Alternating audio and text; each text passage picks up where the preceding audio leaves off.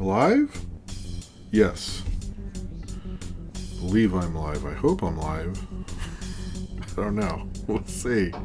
We'll see. Let's play the song again. Oh, it is playing right now.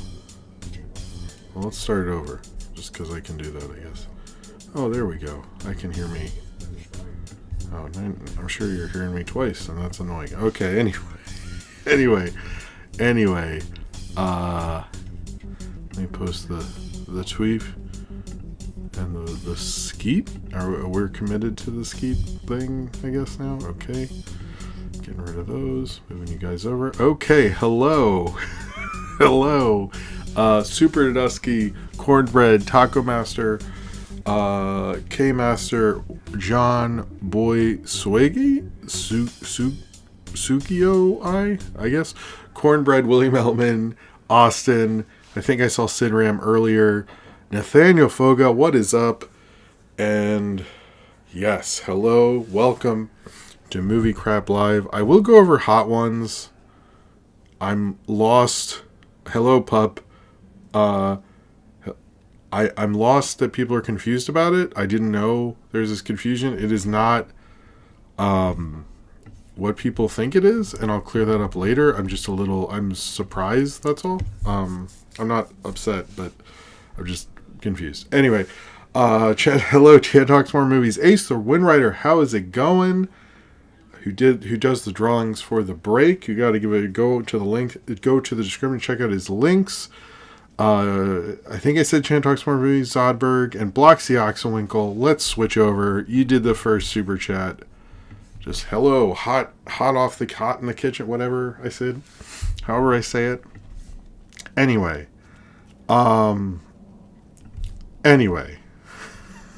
Hello. Black Saxwell's first super chat. Paul Bart will save the Spider-Man spin-offs. There's hard that. And no one got this. I want to say this right now. Nobody got this.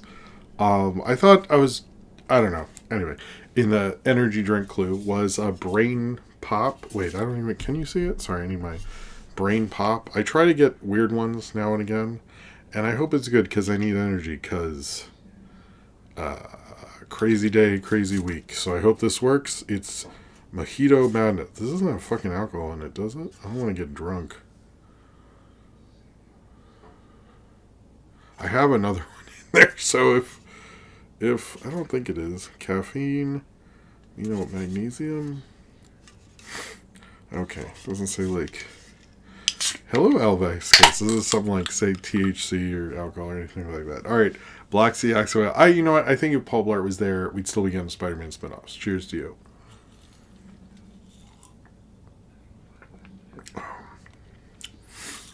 Tasty. Tasty, you brain pop. Yeah, it's been a crazy week. I got kind of sick earlier in the week. I had a sore throat and stayed home from work on Wednesday, and yeah, so that's why the show's so delayed. So I was sort of getting over it. I feel better now, not 100%, but Nathaniel Focus said Rigby. We're a little too loud, it looks like. Okay, whoa. Okay, we got two super chats. Let's deal with this. Nathaniel Focus says, Rigby, William Slayers wanted me to tell you hand boating really can save your life. Awesome. Cheers to you. I like you. Thank you for asking that, man. Cheers to you. I love how you brought that back. I almost forgot about that. Cheers to you, man. And then this just tastes like having a mojito. This is like legit accurate mojito taste.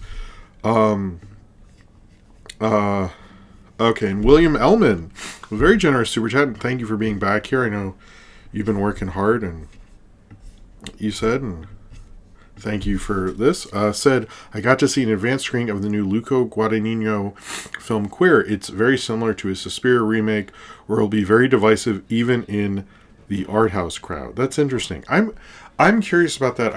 I do find it super weird that the Burroughs part is not as big of a thing. But I am curious. I used to be more into Burroughs when I was in middle school. Sorry. Anytime I say what I was into middle school, it's like, I know I had no friends.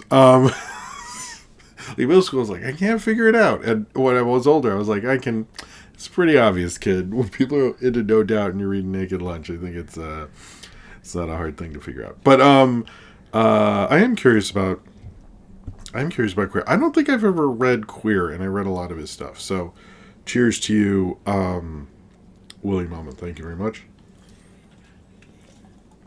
And Austin said, let's not forget to give a shout out to new mod. That's true on YouTube and on the Discord. Cornbread. Thank you, Austin. It's very nice of you to do that in a super chat for Cornbread. Cheers to you, Cornbread. Thank you for being a mod. And cheers to you. Thank you very much. There's a regular show art book? I didn't know that. Fuck. I should have known that. Anyway, cheers to you, Austin. Yeah, I had a sore throat and it kept getting worse, and I basically lied in bed most of Wednesday, although I did watch It's a Wonderful Knife, which is, despite like its production and its stars, is like really dark. It's really, really dark. Like the implications of the murders. I was surprised about that, but it's actually pretty good. I don't know if I might just shoot a review of that. I don't know if I have To All a Good Night. I shot like 2022 and I still haven't edited that, so I want to, although I have Yule Log 2, which will come out this year. I've shot that. I'm trying to think. Oh, so I want to talk about, I do actually have more movies to talk about this time that I don't think I'll get reviews of, but I watched The Hobbit, the 1977 Hobbit, with my kids because when I grew up, the Fellowship came out when I was a senior in high school and throughout college, The Lord of the Rings. But all we had were the animated Tolkien movies, and me and the kids in my neighborhood got like super into them. And so they were like kind of parts of my childhood. I know they're not great or anything, but I watched The Hobbit with my kids and they were into it. They're very compelled by it. They didn't ask to watch it again or anything, but they were freaked the fuck out by Gollum. That did not go over well. Although when we were kids, I remember everybody wanted to play Gollum, so I think times have changed. But yeah, the reason there's so much, there's going to be like a few Lord of the Rings shorts, and there's the compilation. It's not necessarily like I don't actually think that many people care about this Lord of the Rings animated movie, but like I'm really hyped. So I think it did occur to me when I'm like prepping all this stuff. Like I don't know if this is gonna be the biggest thing I ever did, but like I really do like Lord of the Rings movies. But I've done them all because one of the reasons also I made the compilation is the series I made for all the Lord of the Rings movies sort of ended right when I started being regular on pizza parties, so I got the impression people didn't know about those as much. Sorry. So like, I used to do this thing when the Hobbit movies came out, because there's 3 of them. I thought, well, for every Hobbit movie, I'll do a Lord of the Rings movie, and then I'll do an animated Tolkien movie. And so by the end of the Hobbit movies, I should drink some water, I had done all the Tolkien films, so I didn't need to review anything else. And I'm peeking a lot in here after that. So, but I may need to blow my nose before we do Patreon Discord. But yeah, so it's just a thing I'm super into. It's like Willow or something like that. But they're all on Max. You should check them out. They're fun. They're all short too. So I think you could, I'm curious, like, could you add them all up? Would that still be shorter than a Peter Jackson Hobbit movie or something like that?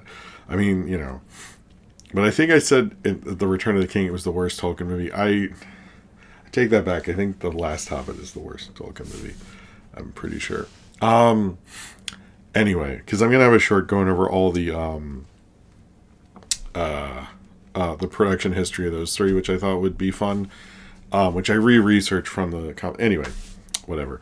I also watched we watched the family Dear Santa, which was kind of a mess of tones, and we kind of had to stop it because we realized it was like probably going to be too much for the kids. And then we watched the rest, and it was like not. It's by one of the Farrelly brothers, not the one that won the Oscar. But it was really not good. It was like Jack Black was good in it, but it was like such a mess. Like what a real bad. I thought it was going to be like a family movie. Like Jack Black plays Satan, and it's a Christmas movie, and it was like not my. I don't know. It was real bad. It was like all over the place. We get like go way too far, and then like very dramatic, and like just like didn't really get its, I don't know what it was fucking trying to do. And then the other thing is, so I have a learning disability. I went to school. A lot of people also had various learning disabilities, and I'm not dyslexic, but a lot of kids were, and everyone I knew was dyslexic could see letters like backwards, basically, or at least that was the kind of dyslexia they had. And in the movie, in the show, it was like the reason he spelled like Dear Santa, he misspelled it in Dear Satan, and then Satan comes out played by Jack Black and stuff. And in it, it's largely insinuated that he reads words backwards, which I never heard of that kind of dyslexia. Like, I'm not sure, I don't know, but like, I don't know, I'm still lost on that. I'm like, were they just really bad at knowing about dyslexia, or are there people who read the words in weird order? Is that like a different form? I don't actually know. I didn't look it up. But it was like super weird because they said, what book are we reading? And he said, A Carol Christmas. And I was like, that's not dyslexia. I never heard of that. Like that, I don't know if it's the movies being inaccurate or like it's a different form. I'm still lost on that. So if anyone is like, no, you that is a different form, then please let me know. But to me, that seemed off. I don't know about that. It was just like a real big mess, and it was like kind of like it should have been a fun family film with Jack Black. Like, come on, what the fuck? And then what was it? Oh, I saw the Beatles '64. I should have expected from the makers of Shallow Hell. I saw the Beatles. Yeah, okay. I'm pretty sure it's letters, right? It's like, anyway, you know,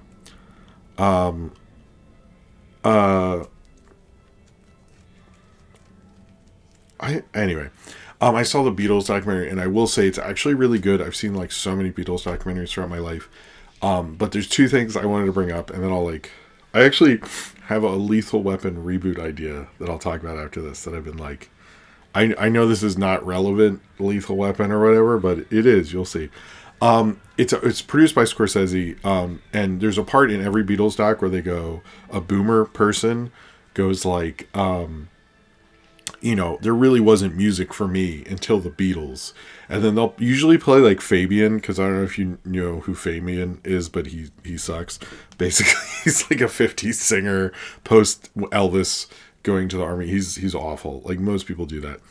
And then they do the thing where it's like, oh, white artists doing bland covers of black artists and stuff. But then they act like there was no music, but then when the Beatles show up, they like know all this like R&B and like the Supremes and like all this stuff, and I was like, so there's no good music, but like all these great R&B acts are there? Like I was like, doesn't that seem like ruin their point? And it felt like the documentary was saying like, okay, you guys do believe this, but in all actuality, there was good music going on, and that was literally happening at the time. And I love that they don't like, they bring up like the Ronettes and like all these people. So it's just like, I thought that was interesting because they did it in a way where it's like, I'll let you say your thing, but this is like sort of what was going on. Stop being so dramatic, boomers, basically. Although I don't like that, like, the Beatles are named the Beatles because of Buddy Holly and the Crickets. It's like a tribute sort of thing. And they never bring up Buddy Holly in these things. Maybe they did in the anthology and I forgot. But it's just like, come on. Like, just explain that they are part of rock and roll. It's always like, there's rock and roll or whatever. But then the Beatles showed up and it's like, I don't like that. But they did do a good job of explaining the time and the time period and all that stuff. So I just, I did enjoy that. And if you're like, want to watch a good documentary, have it on. It's a good one. It's actually, they did a good job. I actually quite liked it. And I've seen a lot of Beatles documentaries and I was like, I just had it on to have something on, and I ended up liking it. So it's actually worth it. Okay. Do I have anything else to share? Anything else happened? Got sick? Watched The Hobbit? I think that's it. Let's just say that's it. I don't know. I know this part of the show is so not scripted. It's probably not the best way for people to get into the show. But, William Emmons said, I love how John Waters said the Beatles destroyed rock and roll, music sucked until rap came.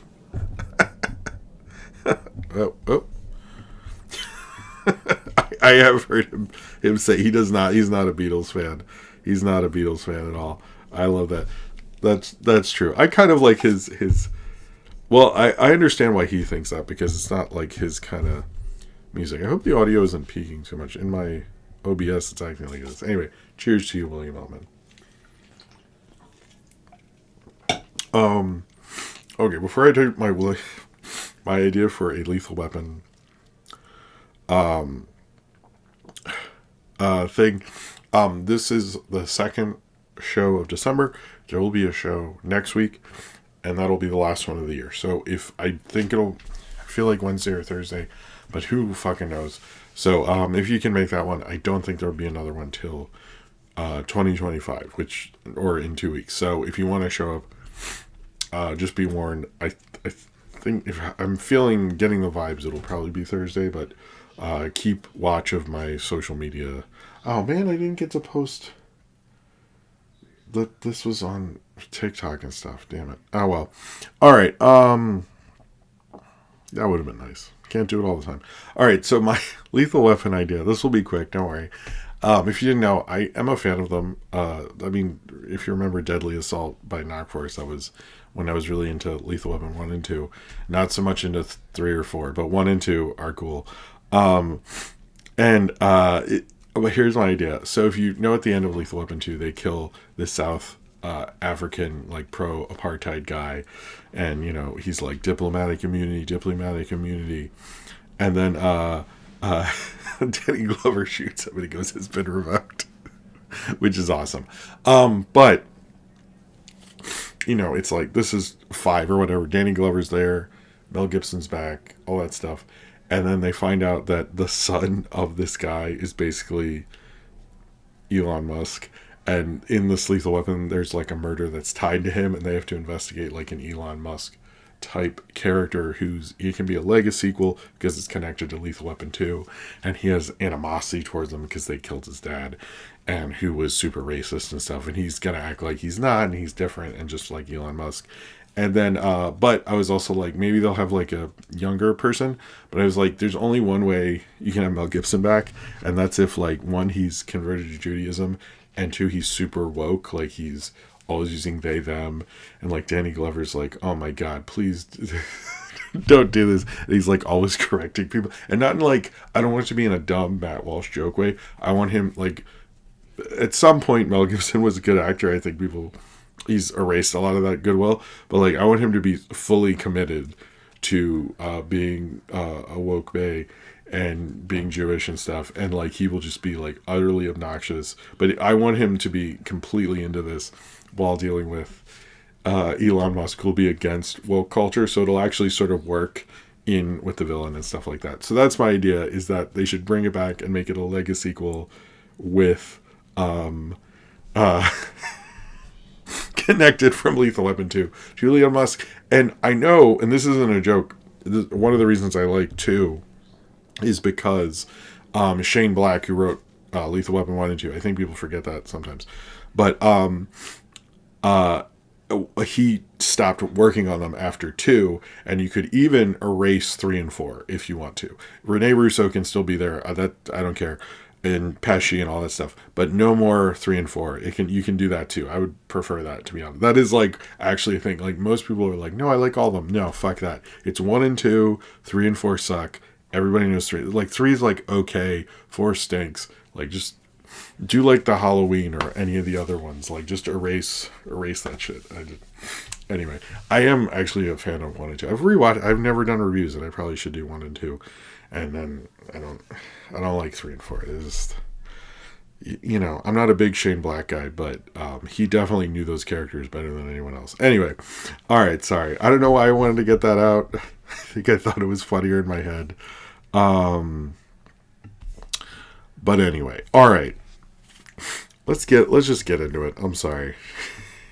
Awkward part of the show. There might be some more. Okay.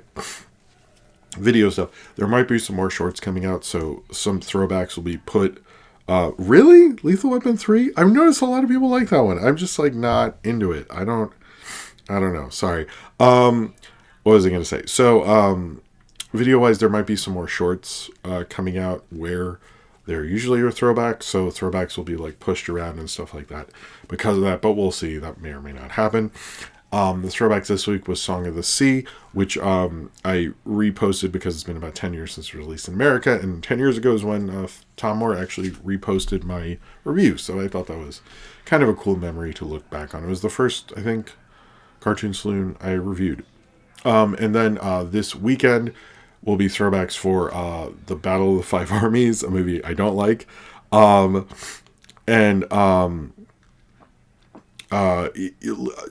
Lethal Weapon 1. It's a solid, like, crime movie. If you like 1, then go to 2, and then you can stop. But it's like a solid blockbuster crime movie, you know. And also, after The Hobbit will be the Looney Tunes 24-karat Christmas special, which is actually not available on Max.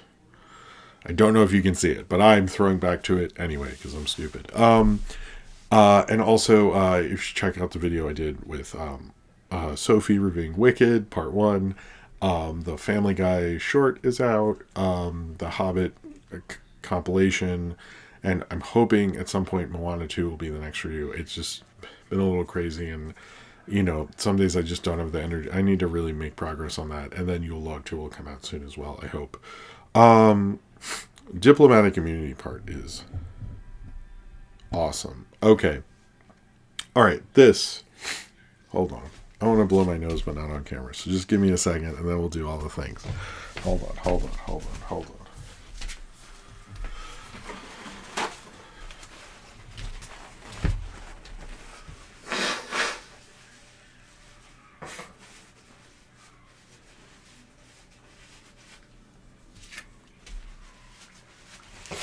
All right.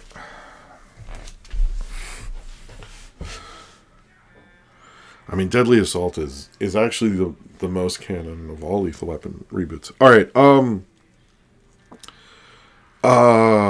Family Guy referenced it. You know what's funny? I actually saw. I learned about the revoked line from Colbert, the Colbert Report. Interestingly enough.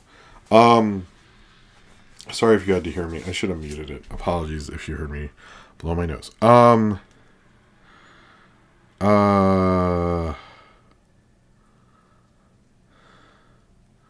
Oh, Kids is 95? I was thinking it's 94 for some reason. Alright, so this and everything I do is supported by you, the fans, either through Super Chats where I drink this interesting mojito drink, or through my Patreon where you get all sorts of cool stuff, like More Power in the Movie Review Vote, my commentary series where I do commentaries for old Knockforce videos, as well as older videos of mine. You get postcards, which I will be mailing out the Christmas ones this week. And it helps me do all sorts of things like buy new equipment, buy the sound blanket I have right behind me, be able to promote the show, get cartoons into film festivals, all sorts of stuff like that. Very much helps me spread the word and help continuing to do this. Or, you know, you can ask me a question and I will answer it and drink an energy drink to give me more energy and hopefully not fall asleep during the show, which let's hope we do that. They're not, if you want to get more into buddy cop stuff, I'd say Lethal Weapon, but if you don't, or if you like the nice guys, but if you don't like him, then you don't have to. But anyway, if you're financially able to do so, if not, just liking or watching this video is appreciated, or subscribing. But if you don't even have a YouTube account and you watch that, I appreciate you just being here. It's really cool that you are here, and that's really nice of you. Also, you should check out the Discord, which has all sorts of cool stuff, like Cornbread being a moderator and stuff, but also Austin and Zane Powers do a great job, who created the Discord, of running things. I think they're doing a movie watch. I forget what they're doing. I think it's tomorrow maybe. I forget. Sorry. They do all sorts of cool stuff like the Daily Question in general. They have movie discussions, game discussions, all sorts of stuff. They have licensed playing card, which I have new playing cards, and I need to do a post on that. It's awesome. It's really great. They're doing the Jim Carrey's The Grinch. Oh, cool. All sorts of neat stuff like that. And it's, if you like this chat, basically I say this every time, but if you like this community I have in this chat, then you should go and you can hang out there anytime you want. So if you're like, I like hearing about this, but I never get to do that, or I just want to go and, like, answer a daily question one part of the day, you can. It's a really cool community, and it's the Discord I am actually the most active in, and there's an Ask Jim section as well. Okay. So, yeah. What should we talk about here? So, this Luigi guy. Sorry, I just need to clear my throat a little. This Luigi guy.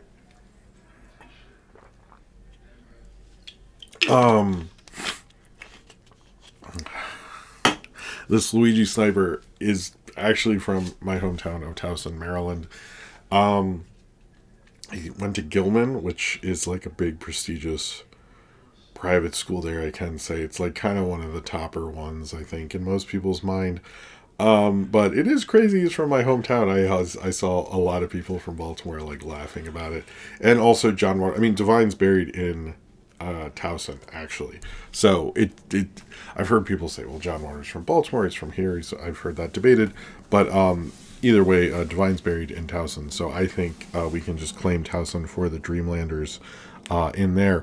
But I don't think he's politically the most interesting person in the world, but I don't think he's like the greatest or anything, but I do think like he had a very concise manifesto, and which I think probably helped.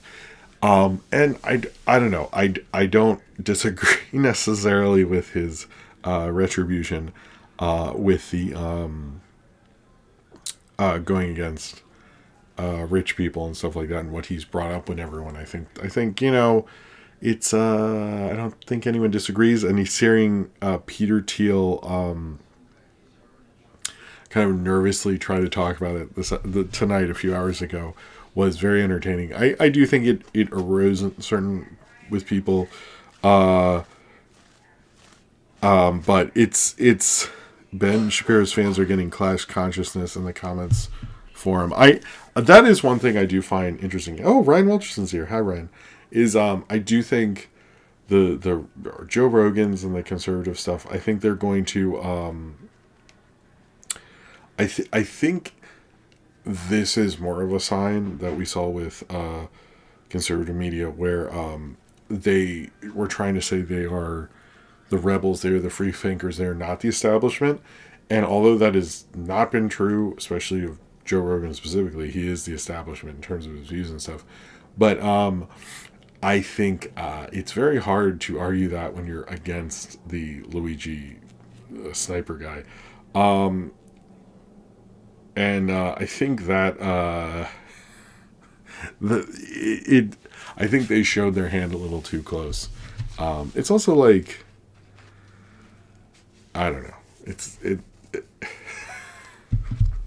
We'll see. But it was interesting. I heard somebody's friend's mom comment was like, I never wanted you to do something bad that the news cameras showed up on our front lawn. Well, it wasn't you, but it was the family down the street. I thought that was funny. I mean, it's entertaining. I'm glad that a sniper is from where John Waters is from, where I grew up and stuff. I don't think he would have talked to me or John Waters when he went to that school. So I don't think he would have been my friend at all, and I don't think that family is probably going to take his side in any of this. But it is cool that it happened. But he doesn't seem like someone who would be particularly nice about any of that. Sinram asks, speaking of manifestos, have you seen I Shot Andy Warhol with Lily Taylor? I have. I actually worked with someone who, cheers to you, Sinram, designed the Brillo boxes for that and Basquiat, because a lot of the same people worked on both. I knew someone who, and I saw the Brillo boxes. I worked right next to them. They were cool. They looked exactly like the Brillo boxes that Andy Warhol made. Anyway, cheers to you, Sinram. I mean, if I had I saw that a long time ago. Like, I saw it on VHS. I haven't seen it since. I remember she was good. I remember it was a cool movie. I forget who plays Andy Warhol, because it's been a while. That's like the old cool indie spirit awards. All right, so sorry, I just wanted to talk about the sniper guy. I mean, it's not every day you get like a national news recognized sniper from your hometown. That That doesn't happen every day, does it? I don't think so. All right, so the Sony Spider-Verse. Let's actually talk about movie news. The Sony. Oh, Jared Harris. Man, it has been a while. I totally forgot that. All right, so the Sony Spider-Man verse is over. Basically, I find this bizarre because I never hear of a studio announcing right before a movie comes out, because Kraven came out today and they announced it, I think it came out yesterday, that they're not going to make any of these spin-offs anymore, which was weird. That actually happened when Tangled came out. Disney, when Lasseter just took over, he's like, we're not doing princess movies after this, no more princess movies after this. And then it's like, 4 years later they made Frozen. So I'm also like, I could see them doing a different one. But I mean, it makes sense. I don't think anyone, like, the Venom movies were the exception apparently and kept it going. But I think Venom like sells his own merch. Like, Venom has always sold his own merch outside of like Spider-Man. Like, he's a pretty well-known character, so that always made sense to me. But the other ones, like Madam Web and Kraven and Morbius, like, I know Kraven had J.C. Shandor, but the rest of them I don't think had the greatest directors involved or the greatest takes or anything, but it just seemed like something Sony wanted to. They're like, oh, we have the Spider-Man rights, what can we make out of it? Feels like they should have gotten more genre directors. They should have at least made like cool, interesting movies, and they made kind of bland Hollywood stuff instead. And now we're sort of over that. I'm not mean Venom movie merch. I mean like Venom merch in general. Like, I see people with Venom shirts and stuff all the time. But apparently they're sticking to what they say is Spider-Man verse movies, which typically means supposedly might mean Andrew Garfield and Tobey Maguire possibly. But we haven't seen anything about that. But supposedly they are thinking more Spider-Man in the verse, which to me could also just mean Miles Morales. They might just start a Miles Morales thing, but they've also considered doing Andrew Garfield, Tobey Maguire, as well as, the actual Tom Holland Spider-Man, and obviously the Spider-Verse, the next one, and then Spider-Noir are the only things they're developing. They're not going to be developing anything else, but it's just it's I think it's sort of over because none of them did well. They were always made fun of. I think they saw the writing on the wall with Kraven because it's not going to open to that much, which it's like they obviously knew it was going to do well. I don't know why they waited till this, but it's very weird to announce something as the movie's coming out. Because what if the public really what if it overperforms? And you're like, oh yeah, sorry, we canceled that already, so embarrassing. But it doesn't look like it will do well. I think that should have not come out in December. But we'll see what happens with Sony and the Spider-Man stuff. I think, if they did let's do an Andrew Garfield movie finally, a third one, or let's do give Tobey Maguire another one, that would be fine. But those are also bigger financial bets, because you're not making an Andrew Garfield Spider-Man movie for $50 million. You're spending almost 200 probably, and so that has to be, you can't just you have to have the date for that. So to me it's maybe they can do some of those things, but they're just not. I think that would be a very hard thing to do date wise and everything. But maybe Sony knows something I don't, or maybe they have a good enough take.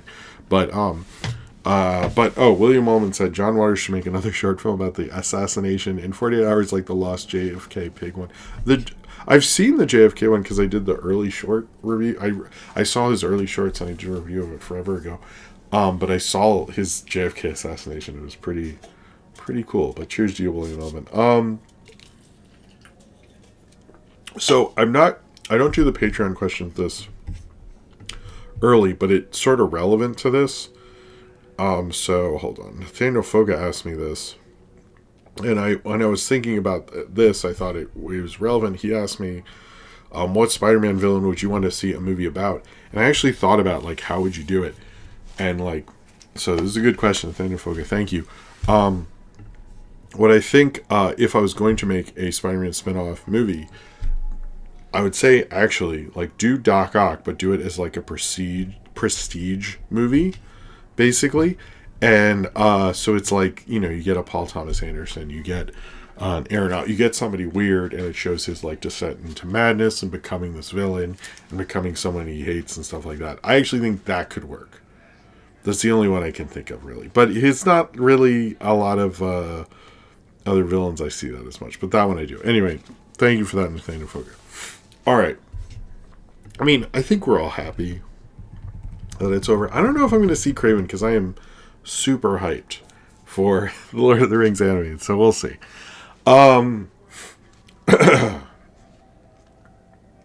Sorry. It was announced today that there's going to be a Malcolm in the Middle revival reboot for 4 episodes, starring they got Frankie Muniz, Bryan Cranston, and Jane Kaczmarek, who I guess Jane, you know, the basically Malcolm and the parents have said they're going to reprise their roles. We don't know about the other two, which to me is like weird. Anyway, the long line for the rival says Malcolm has a daughter, and there have been feelers sent out for an actress to play his wife. They hear. Let's see. Given the opportunity, how it would make sense for all the children to be present, including Christopher Masterson. Ooh, I don't know, and Justin Barron, the other kid. We'll see about all that. Sorry, I'm reading from a Deadline article. I hope it works out. I hope everyone gets to come back and all that. We'll see. I think a couple episode revival could be fun. We'll see if it's more. Man, Bryan Cranston. Remember when everyone's like, he's gonna break into movies and be so good. And I don't think that really worked out, to be totally honest. Like, you know, it's like, it feels so weird. It's like, Breaking Bad was like a real good show and stuff, but like, I feel like the movie career thing, like what was the best he got was fucking Trumbo in that, like, Power Rangers movie. Like, that doesn't, probably should have made him fucking Lex Luthor instead of Jesse Eisenberg. I mean, I don't know. Anyway, where are we going from here? Okay. It was announced today that a Barbie 2 is in the works, and Greta Gerwig has settled on a story. What Greta Gerwig's doing next seems to be like kind of a debate because of the Lion, the Witch, and the Wardrobe. Apparently Amy Pascal, who, by the way, definitely, I don't care what anyone says, she's like the worst in terms of producer and giving press quotes, but she said the new Narnia is like rock and roll, which I was like, did any of those take place after rock and roll happened? I don't even, anyway, this, I mean, it takes place during World War II, right? I mean, did she change the setting? Anyway, but it sounds like they are sort of moving forward with the Barbie 2. I don't hear of anything like Margot Robbie coming back, anything like that. But it sounds like it sounds like Greta Gerwig is at least working on it, sort of. So we'll see what the deal is, who takes that on, if she directs it, if someone else does, who's coming back. But it sounds like it's actually like for real happening. So I think that will be.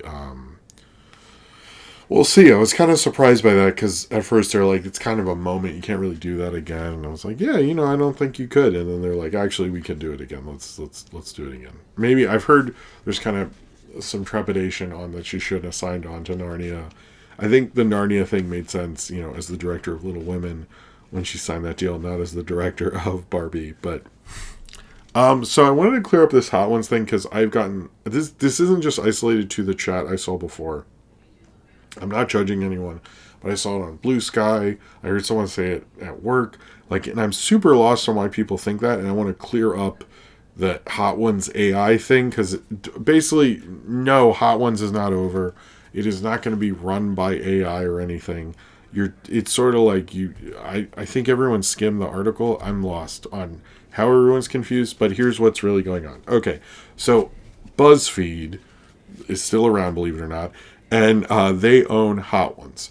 But the problem is BuzzFeed owes $120 million. It's like over $100 million, basically.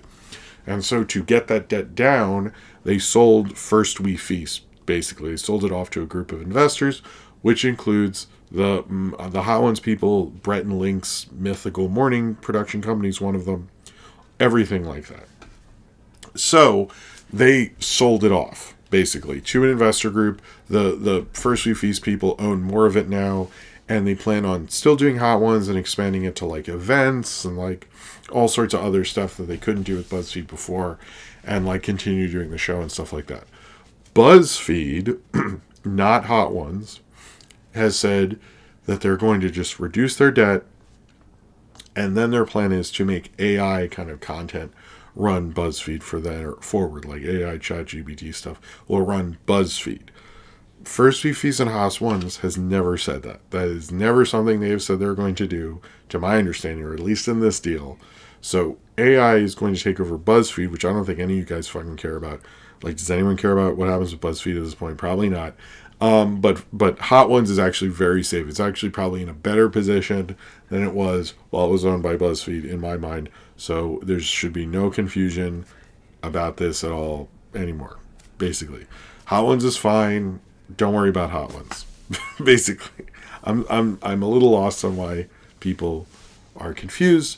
But it's basically what you should take from this is the people who own Hot Ones, who run Hot Ones, own it more now, and BuzzFeed fucking sucks. Yes.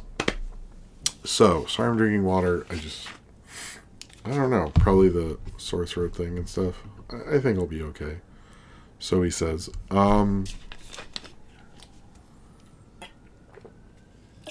So I wanted to talk about Zach Krieger and weapons, because this seems to be becoming more of a thing. Weapons, which is Jack Krieger's next movie. Zach Krieger is the director of Barbarian, as well as a member of the Whitest Kids You Know. He's very much a, I guess, priority for Warner Brothers. They do have a lot of faith in him. His movie Weapons was going to come out at the beginning of 2026. However, when it started screening and they realized what they had, with a lot of big stars in it and stuff, they were like, we should not put this out in January. That's stupid. And they're considering putting it at the end of 2025. When people, and I think this is worth the, I think this is a correct assumption, but when people looked at the calendar for 2025, they kind of noticed that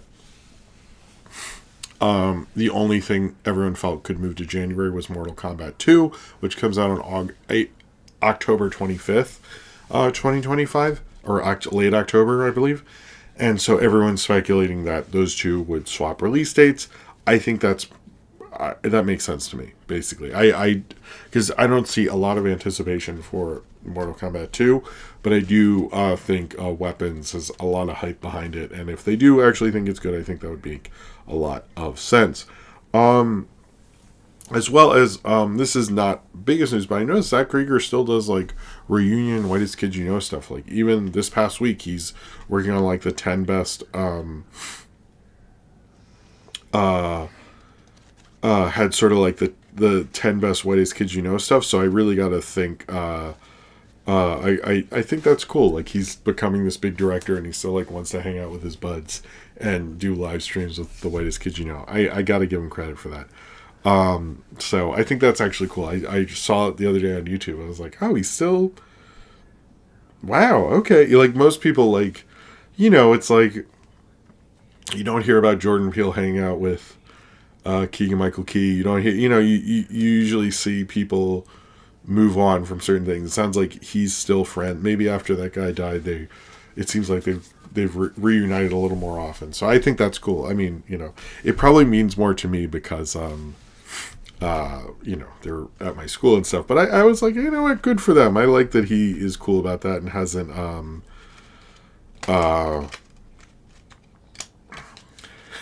you know, he I don't know. I like that he's real like that, basically. Other thing, and I get this a lot, but I think it's, I think it could be something, I guess, at some point. Austin Butler was cast as, main character guy in the American Psycho movie that Luca Guadagnino is making. A lot of people there's a lot of emphasis on this in the public and in the press. However, most people have speculated that Luca Guadagnino's next movie would probably be Sergeant Rock and not American Psycho. And American Psycho probably is more of a thing so they can sell, so they can get more investors interested. And then we'll see if it actually happens or something like that. I think it makes sense. American Psycho was sort of a weird movie at the time, because for a while DiCaprio was going to be in it, and then he backed out, and then it became Christian Bale, and it felt like the public was sort of more into that, but I don't think it's strong enough. I don't know. The original's not the greatest movie, so I sort of get it, but I don't know if Austin Butler as Patrick Bateman, that's Patrick Bateman, right, is I don't know, it's not surprising. It's sort of okay, but he's a movie star, I get it, so we'll see if it even happens. But it sounds like Luca Guadagnino's got kind of a full dance card. I don't know. I think things will move around a lot. This could not happen. I could honestly see it not happening. But it's interesting that Sergeant Rock is of more importance than American Psycho.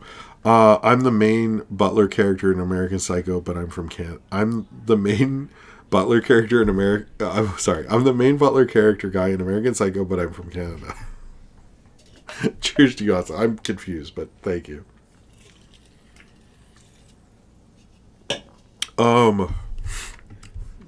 So, where are we?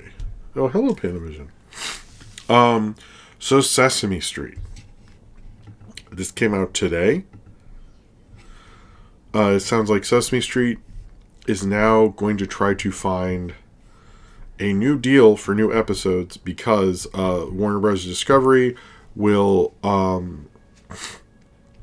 is shifting its programming strategy to focus on adult and family fare. And apparently, Sesame Street's not for families?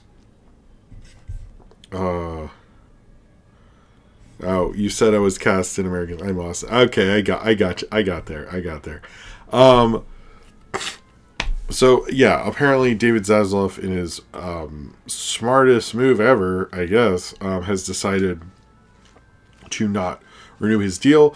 That, even though that deal is not being renewed, the deal presently will continue to stream they will continue to license episodes from the Sesame Street library through 2027.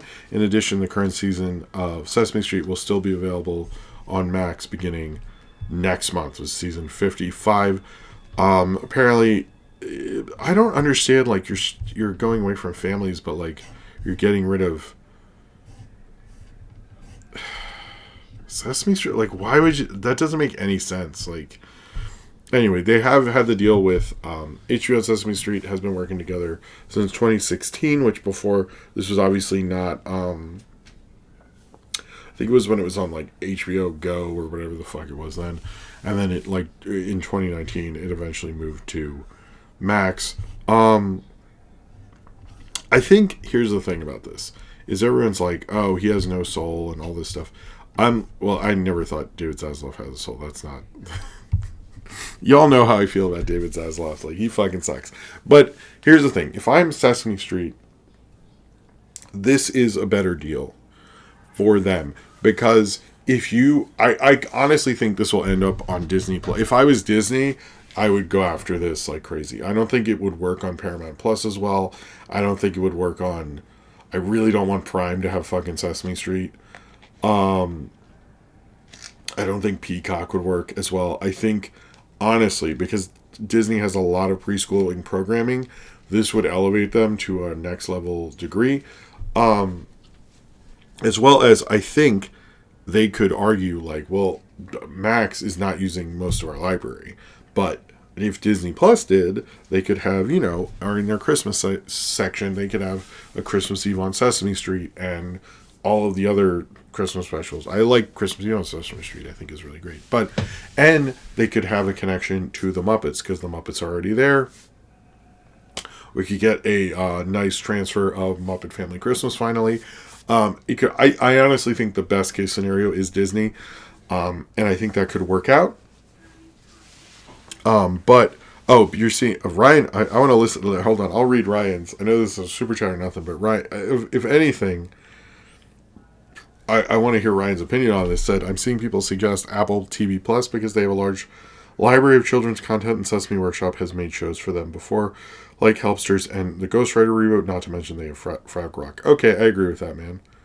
I agree with that, but we'll see. I think they will continue to try to service. I think they will continue to try to service PBS and make that a priority because I know that Sesame Workshop tries to do, but I mean, I don't. Max and its children thing, it's like a couple years ago, they wanted, lots of kids programming. They wanted Cartoon Network to do that. That seemed like an obvious move for a children's channel. It's primarily for children. Now they're like, no, we don't really believe in that. We're not doing that. But they also didn't advertise that. Most people weren't watching Bat Wheels and stuff like that. So I think they like. I think it was a stupid move on Max's part. I think they need to. They're just like not. I don't know.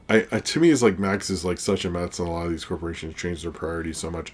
To me, like Sesame Street, when it first started with HBO, whatever it was called in 10 years ago, their streaming option, it made sense because I knew parents who would be like, oh, I want to watch Game of Thrones. My kids want to watch Sesame Street. There we go. And it seems like a lot of streamers are going away from the fact that like you could have a streaming service for like several different age groups in the family. And I think Sesame Street, I don't know. I think Apple Plus, what Ryan said, I believe with that one. But I think I don't know. I think it's probably Disney or Apple Plus. The rest, I don't see that working as well. But I hope it figures out. But without Sesame Street, I think this society needs Sesame. I don't want Sesame Street to go away. I don't think it will. It's too big of a brand. But like that is a great library. It's a really great library. I think it has some real standout stuff that, if you like seriously, Disney, I think it really would work on Disney Plus and in a positive way. I know Disney's also evil, but I think like you could have a lot of those specials in there. You could do some cool stuff. You could do Muppet crossovers. I think that would work. But I also think Apple TV Plus is not in a good place right now, and I think that could actually help it. So we'll see who pays for it. And also, actually, with Apple Plus, you could have like fucking Elmo in the Apple Store. I think it would work out. I don't know. It's one or the other, but I hope it works out for them in the end. I really hope it works out for them. I don't think that Sesame Street movie is getting made. Ryan Welcherson, if Warner's is dumping them, I don't think Warner Brothers is making it. Another studio, sure, but all right. William Ellman, in Nothing to Do with Sesame Street, said, I can see Luca Guadagnino amplifying the LGBTQ aspect of American Psycho, leading to a Joker 2-leg flop where the Chuds revolt against it. I don't think it would cost as much as Joker 2, but I love your next level thing there. I think that would be funny. Is the audio like peaking as much as I'm seeing on my thing? I don't know if it is. If it is, please let me know. No one's complained, but somebody follow that bird fucking rules. I agree with you. Cheers to you, William. Thank you very much. Okay. So, to balance out the trifecta of the thumbnail, Chris Evans, who found out this past week, is coming back to the MCU. Who he's playing, we're not... okay. I'll leave the audio alone. Thank you for that, Cornbread. Is coming back to the MCU, much like Robert Downey Jr. We're not 100% sure who he's playing, except most reporters, including everyone's favorite, Jeff Snyder, said it was probably Nomad, who he played when U.S. Agent took over the role of Captain America in the comics. I don't know what's going on with Secret Wars. I don't know how multi-dimensional it is.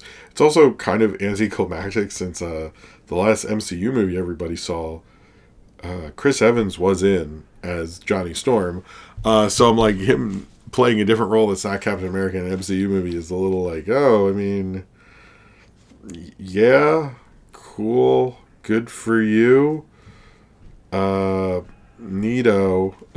It's like, okay. Supposedly they do want to get everyone back, who I guess would also mean Scarlett Johansson. I think of the original Avengers, she sort of has the better career in terms of like doing different, starring in multiple movies and like being a draw and stuff like that. I think Robert Downey Jr. has been sparing, but obviously, Doolittle and Oppenheimer were both such. I mean, they're both. You know what? I'll give them this. They're both in the top tens of each of their respective years, and sure. But anyway, we'll see what's happening. I've heard Hydra Cap. I've heard a bunch of different versions, but we'll see. But yeah, I've heard the one they need to get back, who's obviously dead in the MCU, is Scarlett Johansson. We'll see if that happens, but I'd expect that announced. I think if you hear that, you shouldn't be like, what? You'd be like, oh, yeah. Okay. It would be crazier to me? What if they went, let's get J.D. Salinger's kid to be Captain America again? Yeah, that happened. Look it up. That would shock me. Let's get J.D. Salinger's fucking kid back in there. Also, Benedict Cumberbatch is back as Doctor Strange, which I totally missed. It wasn't until the chat I saw it on the Discord when we were going over what should I talk about. Someone's like, Benedict Cumberbatch is going to be in Secret Wars. I'm like, I mean, obviously Doctor Strange has got to be there, but it was funny, like, all the headlines were like, Chris Evans, and Benedict Cumberbatch's publicist was like, me too. Also, I'm here. And I'm like, yeah, we expected you to be. You kind of just show up at these big Marvel crossovers like it's always... So apparently this will be a soft reboot, and then they will move on. But goddamn, are they gonna like miss the window where X-Men would be like the best thing to come out right now?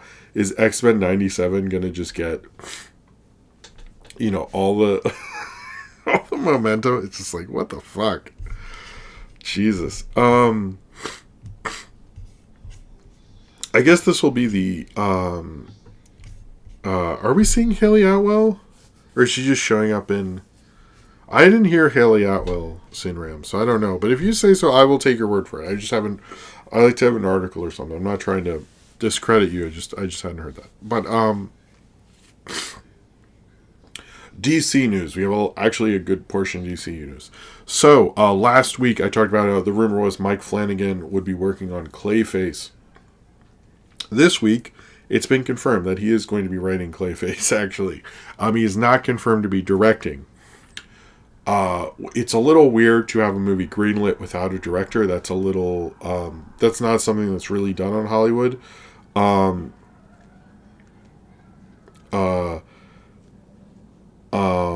They announced Haley Atwell. Okay, good for her. Yeah, she didn't really leave either. She was in Doctor Strange too. But Mike Flanagan's writing the Clayface movie. But there's not a director announced. The rumor that a lot of people are saying is it's not going to be Flanagan because he's doing the Exorcist movie next. I really didn't know. I missed that one.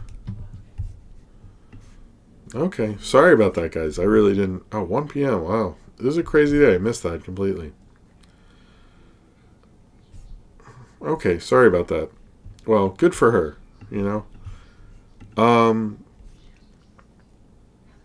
Okay, apologies. Apologies to Sidram, because I wasn't being that rude, I don't think, but apologies anyway. He's a good dude.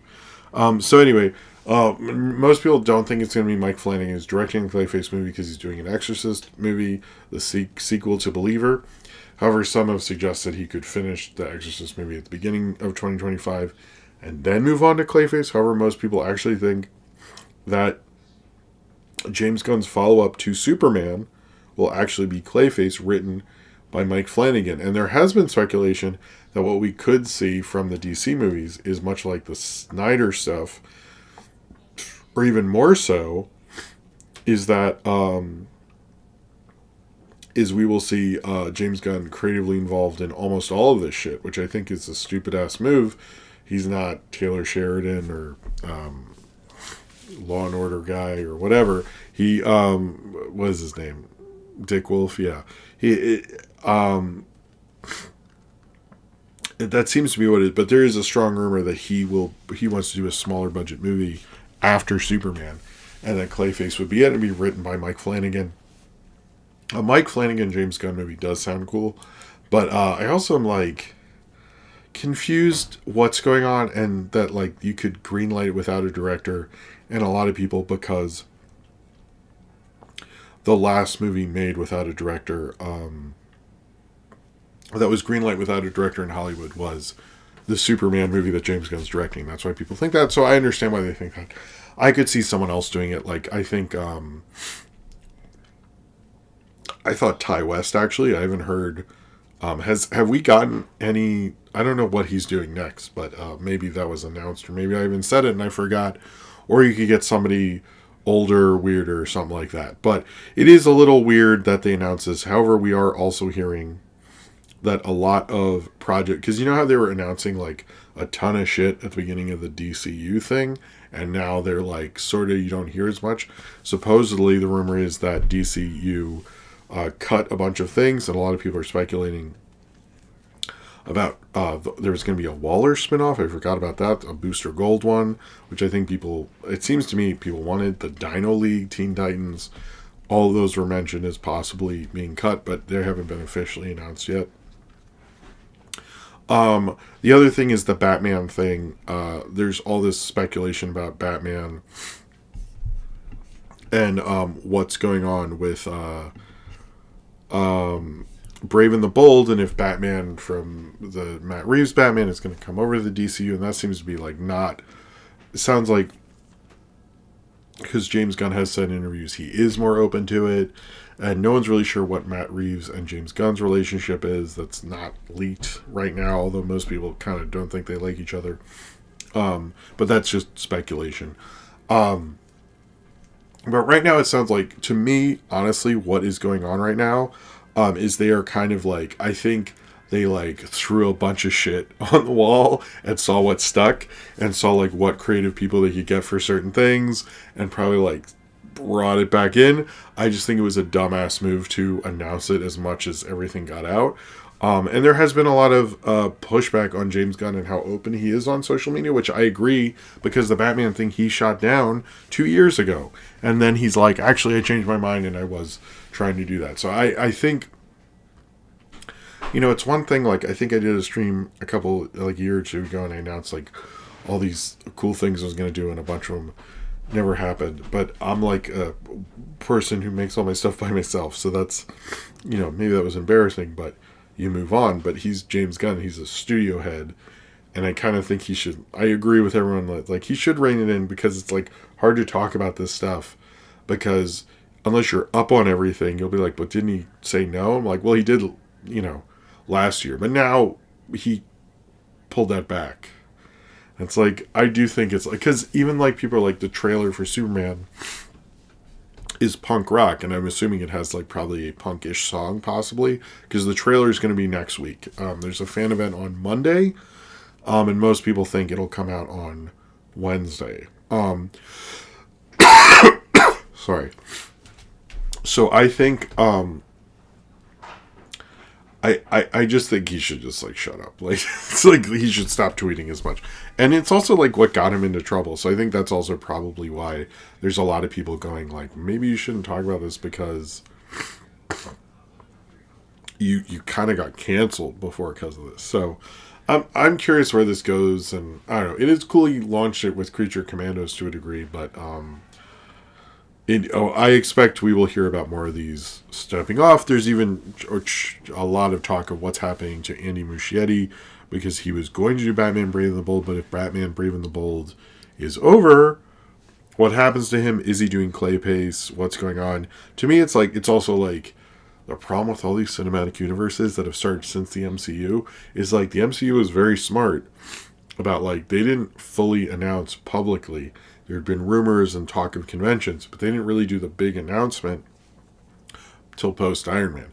However, I've also heard people argue that the nerd media that happened post 2008 is not the same as it was in 2008, and we probably would have heard about, like, you know, Marvel's developing a Cloak and Dagger movie in 2008, and I don't know who would have started then, T.I. and Megan Fox or something, which sounds horrible. But you know what I mean? Like, maybe we would have heard more about that. But I think they should, like, rein it in. Because the only ones that are officially announced are Superman and Supergirl. So I've heard everything else could technically go. And Batman Part 2, but that's, like, not part of it, but is. And I've also heard The Authority is getting canceled. So it's, like, all sorts of a fucking mess over there. I think he should just, like, not announce anything until it's official. It's, like, the best. It's going to be a Bad Brain song? Which Bad Brain song? I Against... Which one would it be? I got really into I Against I post... what's it? The Henry Selick movie. I got really into Bad Brains after that. And I was more into the first album. I wasn't as into I Against I, even though I had that album, and I got really into it. Bad Brains is cool. Their first show was actually also... Their first official show was also in Towson, Maryland, believe it or not. Alright. So this was one of the weirder news stories, and I think everyone was like, what the fuck? Jeremy Allen White, who, keeps winning Emmys for The Bear. I don't care if it's comedy. The Emmys are dumb, so I don't... Like, they can call whatever show they want. Like, how you didn't nominate, The Simpsons for Best Comedy throughout the 90s. You clearly have no taste. Why should I take you seriously? But, although Mystery Science Theater did get a writing nomination in the 90s, so that was cool. But, he was cast as Jabba the Hutt's son. This is a voice role, to be clear, but it was such a funny way it was announced. People were like, what the fuck? What is this? But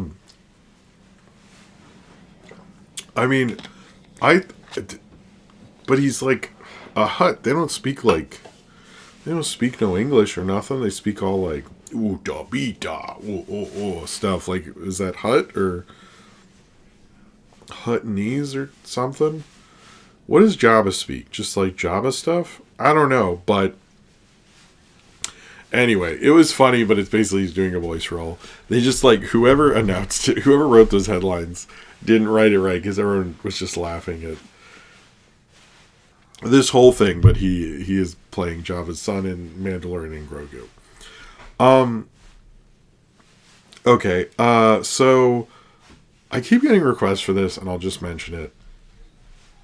And what I think of it, I liked the first Pirates of the Caribbean when it came out. I did not like any sequel at all of those. They're all pretty bad, in my opinion. I sort of watched 3 parts of it, and I was like, okay, some of this is cool, but I'm not a big post-Pirates Johnny Depp fan. Like, Rango's cool. I'm sure there's a few exceptions that I'm forgetting, but he's just not my thing.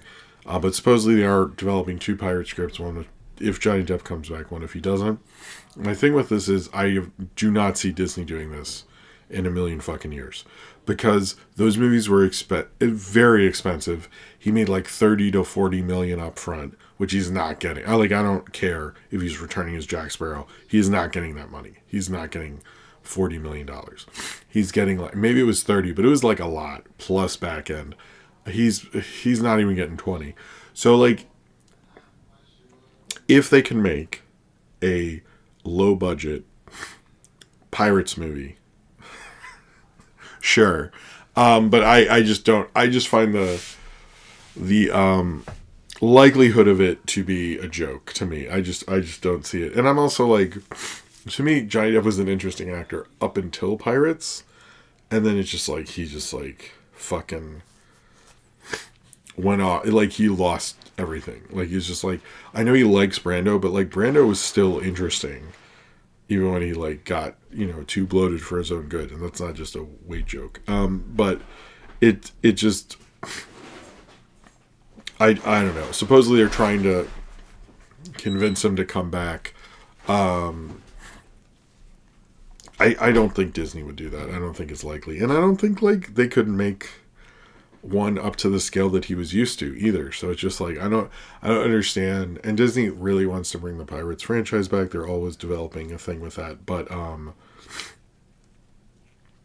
it's It's just, I don't know.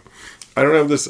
I like Johnny Depp who's like in Crybaby. That's like my favorite Johnny, or like Miami Vice or Scissorhands. Like once we get to the 2000s, I'm already like not interested. So everyone's like fanboy of him thing. I'm just not.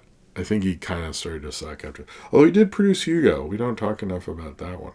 So I've heard people say like him and Scorsese should meet, and I'm like, you didn't read the credits, bro. All right, Austin says Jim crushing all 2 Mordecai fans right now. You know, if those Mordecai fans knew what real Mordecai fans know, is that ham boning will save your life someday. Someday. Sorry. Cheers to you, Austin. William Elman.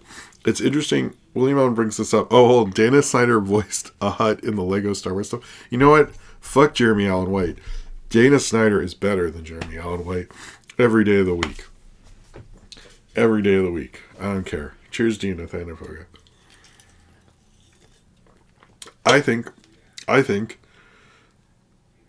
Dana Snyder might be a better actor. Well, I don't fucking care. I don't fucking care. This is the new, you know what? This is the new Versus on this channel. I'm going to put out a poll tomorrow. No, I'm not. I'm going to put a poll sometime soon when I don't have other things to post. And Dana Snyder versus Jeremy Allen White. Who's better?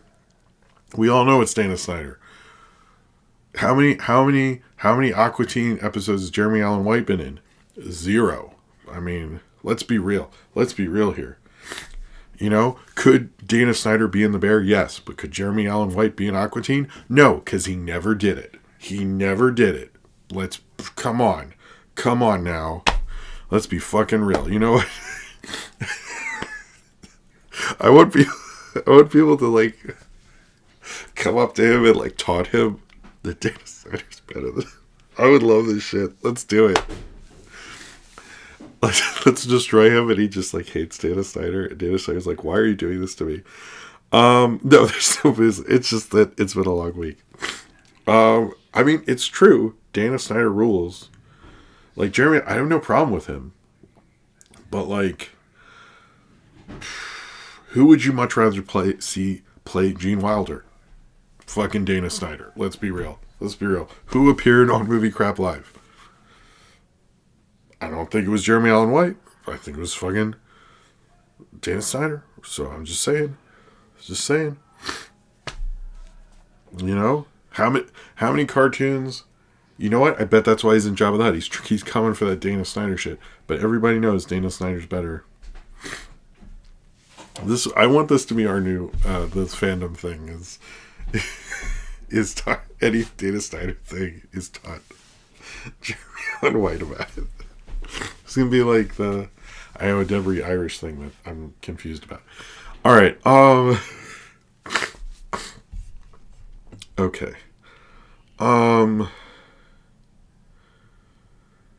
Okay. Where were we? Okay, so it kind of leaked, I guess, or came out. I'm confused about this. That Pokemon and Aardman are going to do a wasn't that who did the cameo that Ryan got for me? I thought that was Dana. It's been a while. It's a long week. That Pokemon and Aardman are going to be doing a collaboration together, and that the guy from Uncle Grandpa's involved. It's very confusing, and no one knows anything, and it's not coming out till 2027. So why we learn about this now, I have no fucking clue. But Aardman and Pokemon together sounds great. I really like their Over the Garden Wall thing, which broke character design a while ago. So I'm optimistic, and I think it could be not what the Aardman's interesting, because I noticed between Robin and the Over the Garden Wall thing versus like what they're doing with Wallace and Gromit and Chicken Run, they'll either be on model on Aardman, you know, typical Aardman thing, or they'll like do something different. And so I actually think they're like way more interesting than we actually realize. So that, you know, and maybe Dana Snyder will be involved, because we know Jeremy Allen White's not gonna be there anyway. So okay, I was gonna talk about these 2 trailers. I want to bring this up here. I actually was waiting to watch the Earth blow up with my kids, and I forgot because we were watching Elf. So I didn't get to watch this trailer. So that sort of fell apart. I'm gonna be honest with you. So I didn't get to watch that because it was sort of like some trailers I like saved for the right moment, and so I kind of messed up there. So I didn't watch that because I want to watch it with my kids, and I'll watch it tomorrow. But I'm pretty sure I'll like it, and it is out, so you should watch it. Sorry about that. But there was a trailer for Novocaine, which is about this guy who apparently cannot feel pain. He's working his regular job, and then his girlfriend gets kidnapped, and he goes on a revenge like spree to save her. It looks like a lot of fun. It stars Jack Quaid. I'm into it. That's all I gotta say there. How much stuff do we have here? I might have to skip over some stuff. Jesus. Same with the Common Sense thing. I didn't get to watch the trailer either today. Jesus. Today was sort of a mess. Alright, let's talk about a few things. Let's do award stuff, Harry Potter, show, and then box office. And then we'll take a break and talk about Sonic Christmas. So the Golden Globes nominations were announced. Not too many surprises. I'm only going to be talking about the movies because the TV side is like, they don't really do animation on the TV side, so it sounds like it's not important. And if it's not important enough to do animation, it sounds like it's not important enough to talk about. How about that? But best drama was The Brutalist, A Complete Unknown, Conclave, Dune Part 2, Nickel Boys, and September 5th. We're hearing a lot about Nickel Boys this week. I think that's going to be a bigger movie. I plan on seeing Nickel Boys. I'm like not into A Complete Unknown at all, to be totally honest with you. I don't know if I'll see it. I'm sort of like, didn't Don't Look Back and the Todd Haynes Dylan movie sort of do it all? Like, I don't understand what you're even doing there. And Best Musical or Comedy is Nora Challenger's Amelia Perez, A Real Pain, The Substance, and Wicked, but doesn't say Wicked Part 2. The big news, however, for animation is The Wild Robot getting, I think it was 4 nominations between box office achievement, Best Animated Feature, Best Song, and Best Score, I believe, which is the most an animated film has ever gotten. Because the awards are heavily focused on actors because it's, is it writing? It wasn't in writing. It was in score because it's Chris Bowers, and song for, there's songs in there? The Kiss the Sky. Okay. I don't know. I think it's cool for Wild Robot, good for Wild Robot. I think Wild Robot is actually the film who could go away with all the animated feature stuff. I think the biggest problem is Inside Out 2 was just such a monster hit. I think that's going to be a hard thing to beat. But congrats to Flo and Memoir of a Snail for getting nominations in there, as well as Moana 2 and Wallace and Gromit. Vengeance Not Most Foul. However, apparently in their cinematic and box office achievement category, Moana 2 was not eligible or something. I kept reading, which I didn't care enough to really look up. But my one thing with this category is it's a cinematic and box office achievement. None of the films, I forget how many, but it's Alien, Romulus, Beetlejuice, Deadpool and Wolverine, Gladiator 2, Inside Out 2, Twisters, Wicked, and The Wild Robot. My thing with this is, I think you shouldn't be nominated. I thought there was a Common Sense. I didn't watch it, so I can't do that. But I will talk about. Well, here. All right. Let me do my thing on this, William Elman, and then I will get you your super chat. But I want to thank you for your generosity. Either way, here's my thing with this award. I'm totally cool with them having this to a degree. But my thing with this is, some of these, it's just you pick big hits. I get you want people to watch your stupid show. That's fine. But at the same time, Terrifier 3 should be in here because that was an actual box office achievement. It's an unrated movie. It came out of nowhere. Unrated movies don't make what it made. Like, that is an actual box office achievement of this year. It's one of the big box office stories of this year. You could also Twisters because it got people to see films in 40X. It actually kept coming back to 40X. Like, that, I think it should be based on actual box office achievement. Let's like I understand you want hits, but if you add a box office achievement, like let's have Art the Clown be there next to the people who work at Pixar. That sounds hilarious. Like, come on, like, let's like camp it up for your stupid thing here.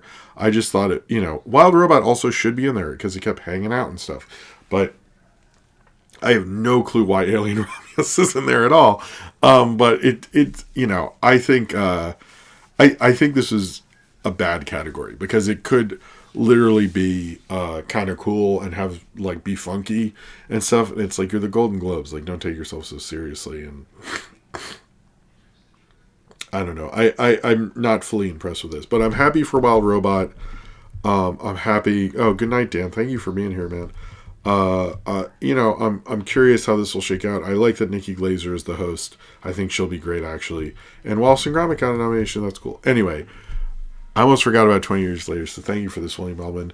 You're letting me do a transition. What do you think of 28 Years Later? I'm kind of worried about the script. Alex Garland was a great director, but his last two scripts have been dicey. Supposedly the script I heard was developed or written by him and Danny Boyle. Cheers to you, William Baldwin. And that they developed it as a trilogy. Cillian Murphy, despite that guy does look like fucking Cillian Murphy, that one zombie. The zombie is not Cillian Murphy. No one seems to be sure. Even major reporters seem to be sure when Cillian Murphy is going to show up in this supposed trilogy. He might be the leader of the kind of settlement where Aaron Taylor Johnson is showing up, but most people heard he's showing up in the second one or towards the end of the first one. I like the trailer. It's apparently shot on an iPhone. I think that's the right spirit for these films. If I was them, I would make it look like shit like the original did when it transferred it to film. Like, let's go all in on more. Not enough stuff looks like shit anymore. Let's just like really go in. And maybe sometimes this stream when it gets all choppy, but let's lean into that. But I it looked cool. I've actually never seen 28 Weeks Later. I sort of wish they went 28 months later and then years later, but whatever, like, because you're gonna ruin the motif when it's like 28 years later part 2 or something. I wouldn't mind 28 decades later. I think that would be cool. But I'm into it. I'm not a biggest Alex Garland fan. I never really got, I like him in his earlier stuff, but I'm not a big fan of him as a director. Like, it's just not my thing as much as everyone else. Like, I saw his movies. I thought they were fine. They're just not an obsession for me. But yeah, but not like shit. It just looks like boring shit. I mean, like shit. I mean, like 28 shit. Sorry. But no, I agree with you, William Alvin. It's just, that is a little dicey, but supposedly it did go through more writers than just Alex Garland's typical solo stuff. So I have some, I guess, I feel like there's some promise there, but, we'll see what happens with it. But it is also interesting. They really do think these are all going to be successful. And, it's weird, like, if you brought Cillian Murphy back first, wouldn't that have gotten the first one to be successful? Like, I find that odd. So I'm curious what the actual plan is, but we'll see there. St. Barrett says, aren't you forgetting about Unfriended? Unfriended, I don't hate the look of Unfriended because it's made to look like it should be on a laptop, and it does. So, that's a perk, but I guess it does look like shit. So cheers to you, Unfriended and St. Paris. I'm glad you got that, Weston. I was wondering about that. So thank you for that. Makes me feel at ease. I'm glad you got it. For getting your Patreon DVD giveaway. Anyway, cheers to you. Cheers to everybody. But St. Paris mostly. All right. I don't think there's much else to talk about the Golden Globes, is there? Sorry. Okay, 28 years later. Oh, okay.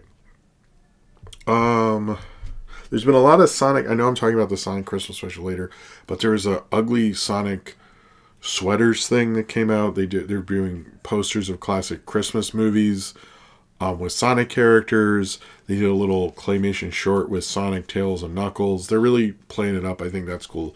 I would recommend checking that stuff out. We learned that there's going to be a Tangled remake from the director of Greatest Showman, who's not a good director. So that sounds horrible. I don't know what they're doing there. There's going to be a Tom and Jerry script from Rashida Jones and her writing partner. Don't make Tom and Jerry movies.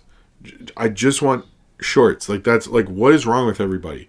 Like, nobody liked that movie where they could talk in the 90s. Does everybody, like, are you going to top that? Like, I guess, but like, who fucking cares? Like, just make shorts. Like, those shorts they made when that new one came out, those were great. Like, make that. I don't want a movie of Tom and Jerry. Like, that's like not what we want. I have nothing against Rashida. I know that like a lot of movie punning people don't understand why she gets so many development deals. I have no clue what the deal is with that. I feel like I don't know what she contributed to Toy Story 4. I don't have any problem with that. But like, in all seriousness, just make shorts. Like, Warner Brothers has this vast animation collection, like library and all these characters. Just make, how about this? Every Warner Brothers movie either gets a Tom and Jerry short or a Looney Tunes short. And you can switch on and off for the all time, and depending on what kind of movie it is. I don't care if it's a drama, they all get shorts. There you go. Stop making these stupid ass movies. Except for the Looney Tunes movies. Those are fine. Until I see one and don't like it or something. But anyway. I don't know. I just don't. I just don't. I just don't think you could do that. Like, just let Tom and Jerry be Tom and Jerry. They're short characters. I mean, unless you have like, you know what? Actually, how about this? I know how you make a Tom and Jerry movie. Get the Hundreds of Beavers people. That. If you did Hundreds of Beavers does Tom and Jerry, that's an awesome Tom and Jerry movie. That's the only way you can do it. Call the Hundreds of Beavers people, have them make it. That's the only Tom and Jerry movie I want to deal with. Nobody else gets to do it, just them. Yeah, that's actually, you know what? They get to do all the stuff. All the slapstick is just them. All right. Okay, so I'm going to talk about a little box office because I know it's Friday and talking about last week's box office is not super exciting. But I want to bring this up because it comes up every fucking year and I find it to be infuriating. Like, this happens every year that like how consumer spending works and how everything works is you have Thanksgiving, people spend a lot of money, they're going to their relatives. They do Black Friday, not really, but sort of. And then they do Cyber Monday. And then it all just, like, stops because everyone spent a lot of money. Everyone's tired. Everything like that. I think it is. I don't know if Hundreds of Beavers is eligible. Maybe the Oscars aren't eligible for Hundreds of Beavers. Maybe that's what's going on. Maybe. I don't know. But every year this happens. And every year you get these weird takes from people who are like, oh, man, this is because of the strike. Look at what happened to Hollywood. Look, and first off, every year they put out some junky B movie in this week slot, and it's like not new at all. This has been going on forever. I saw major New York Times critics and published authors post like, thanks to the strikes, look at Hollywood this week. And I'm like, thanks, the strikes has nothing, maybe Y2K and Werewolves got delayed, but like, which I don't think they did, but like what? I don't understand. It happens every year, and it annoys me every year. I know I complain about it every year, but I don't understand. So anytime you hear someone talk about it, it's basically like the Christmas season works is like you get Thanksgiving, you get a week of September, consumer-wise, and then you get like December. So I don't get it. I don't get why people do that. But I kept seeing like major people, not the box office people, they're smart about it, but everyone else. I saw some major people complaining about it. I was like, you guys are dumb. The only other box office thing is that Interstellar came out. It got in the top 10, and this was all in IMAX screens, and it wasn't in that many screens, and it had one of the biggest pre-screen averages, and did that all on mostly IMAX screens, and that's pretty cool. So good for Interstellar. Never really liked it that much, but Y2K and Werewolves didn't do well. I didn't get to see Werewolves, unfortunately. I don't know if I will, but I heard it all as practical effects, so I kind of embarrassed I did not. All right. I think that's everything. Was there anything else? I'm going to talk about... So, I'm going to take a break. Then we'll talk about the Sonic Christmas Blast and all the deal with that, because there is actually kind of some interesting stuff with that. Only one segment tonight because it's just been crazy.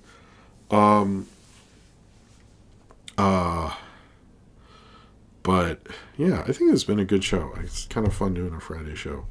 I was a little worried about it, but anyway, all right. Let me put up the thing here. Thank you all for being here and doing Friday with me. It's always fun. If Ace the Wind Rider is still here, you can see that we'll be right back. But I'll be right back, and then we'll talk about Sonic Christmas, because I got to do the Sonic Christmas special this year. You know what I mean? It's like, what about Pan Pizza's idea with John Wick and Tom and Jerry? I that's, I wouldn't mind that. I wouldn't mind. I think Keanu would be down for that.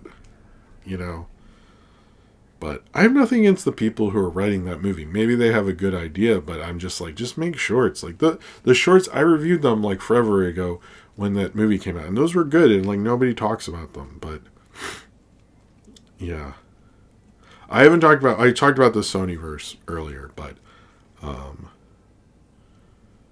but yeah. Oh, William Elman's leaving. Good night, William. Or Medela Butterfly. Oh, Medela Butterfly's leaving. Good night, Well. Medela Butterfly. All right, I'm just going to take a quick break, use the bathroom, blow my nose, and then we will come back to talk about Sonic Christmas Blast. I will be right back after this.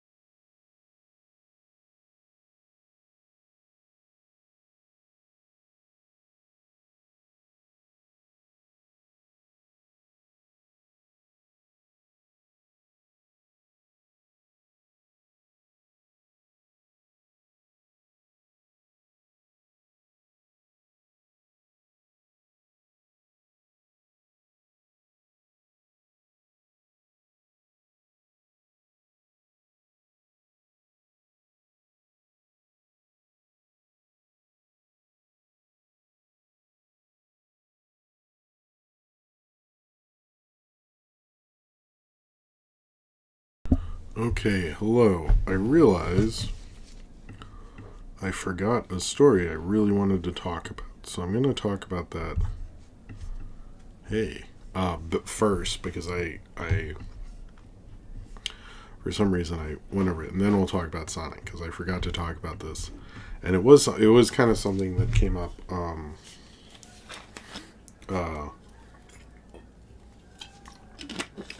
right after last week's show, or it was kind of announced, and I sort of looked into it, but because I didn't get to talk about the Harry Potter show stuff, and I wanted to bring that up, and then we'll get into Sonic, and then we'll do questions. So, basically, someone's having a party somewhere. It sounds like they're having fun. So, it was announced that there is an actual showrunner for the Max or HBO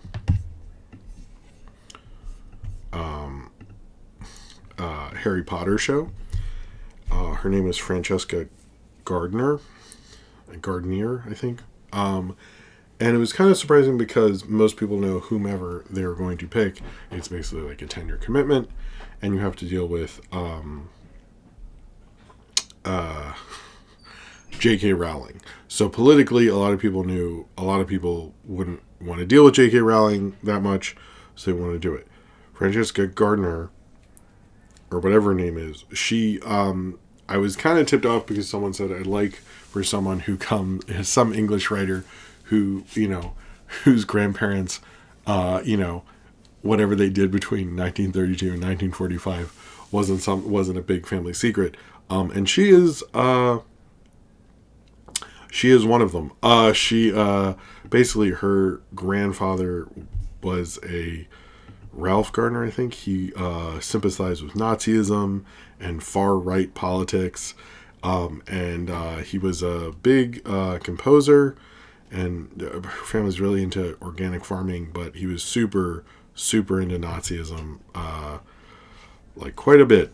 And then her dad is actually super against Scottish independence, and is also extremely right-wing. We don't actually know much about her politically, and I'm hoping that is not true about her. However, it's not. I mean, she has. I want to put this out before I'm like shitting on this person. She does actually have the credits to do this. Like, I think she has the experience to do this. I don't want to make it sound like I don't think she's qualified. I do actually think she's qualified in terms of just scripts she has written. Let me say that. But if you look at her family history, it's a little like, I wonder how you'd be okay with J.K. Rowling's transphobic views. I wonder why you'd be cool with dealing with that. I don't, if it was me, and my grandfather was like a super big Nazi, and, she's one of them where it goes like parents, grandparents, and everybody's like highlighted in blue, so they're super notable people. I would, make sure my political views were known, because I would think most people would be like, whoa, you're like, really into the fucking Nazi shit. The like super far right kind of stuff. And I've noticed she's very quiet on those views. Maybe she's just like apolitical, which again, I would express that. But the fact that she is having to deal with JK, who they're not getting rid of, because David Zaslav sucks as a person.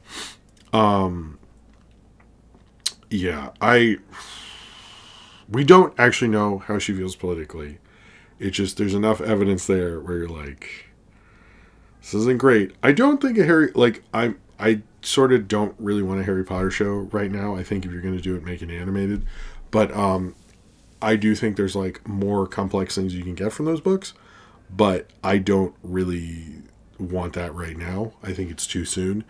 I think those movies, like, people still watch those movies a lot. So it's like not really the right time, I think. But yeah, it's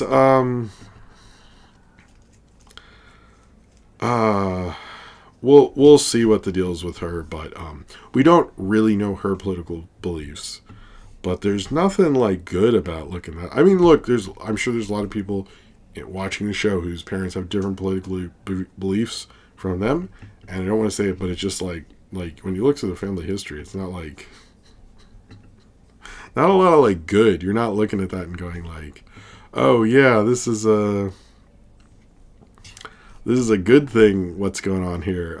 It's like kind of bad. So I just want to bring that up. I know they're casting. I think they were going for like a black actor as Snape, but it seems like a lot of people are not. It's in Janet McTeer is possibly involved as maybe McGonagall. Mark Rylance, it seems like, is not going to be Dumbledore, although he was a favorite. We'll see. I do think you could do more with it, and I always thought like one of the problems with the movies was like they didn't know what the ending was, so like you could probably set things up a little better. Frankly, you have sort of an advantage there, but I don't like. I don't know. I think a lot of actors, like, unless you're like, oh, cool, I'd have 10 years worth of work, but if you have any, like, heat on you as an actor, I doubt you'd do a show like this. Although, who is it? Oh, people wanted, the guy, sorry, there's like a little dust speck there. The guy from, Ted Lasso, what's his name? Brett, whatever, to be Hagrid. I'm just like, I don't think this is going to work, but whatever, we'll see. I just wanted to bring that up. But that lady's a little, apparently she, like, uses fandoms to beg on shows. I also learned because she did that with Dark Materials. She does that with other shows. So I'm a little curious about this lady. But I actually just want to know something about her because I'm a little like, but if your grandfather's a Nazi and the other one's like, hey, no Scottish independence or stuff. I don't know. It's just like, yeesh, and especially like she's been in the public eye for a while. You think she would consider that? I mean, she probably has a publicist or something. That didn't come up ever. Okay, all right. All right. Where was I going with this? All right. So let's actually do the segment. Sorry, I forgot to do that. And that was something, it just like, because most of it, like I researched and had ready from like literally the last show. So it's probably the story I've had the longest. And obviously everything else was newer. So apologies. I'm not saying like you're the same as your parents or something like that. I'm just saying like she should clarify that. And they should just get rid of JK on these projects. Like, that would be so much better. That would make it so... You know what sucks about the Harry Potter stuff is, like, I grew up, learning specifically, and some of those kids, when those books were coming up, like, related to him, and it meant so much to kids, and it was, like, a lot of kids in my schools who were younger's favorite book, and it meant a lot to them, so... it kind of sucks, and now it's just represented as hate when it used to mean belonging and stuff like that, so... Anyway... Apologies. Let's move on. I feel like maybe this is a weird subject. Sonic Christmas Blast. Hold on. So,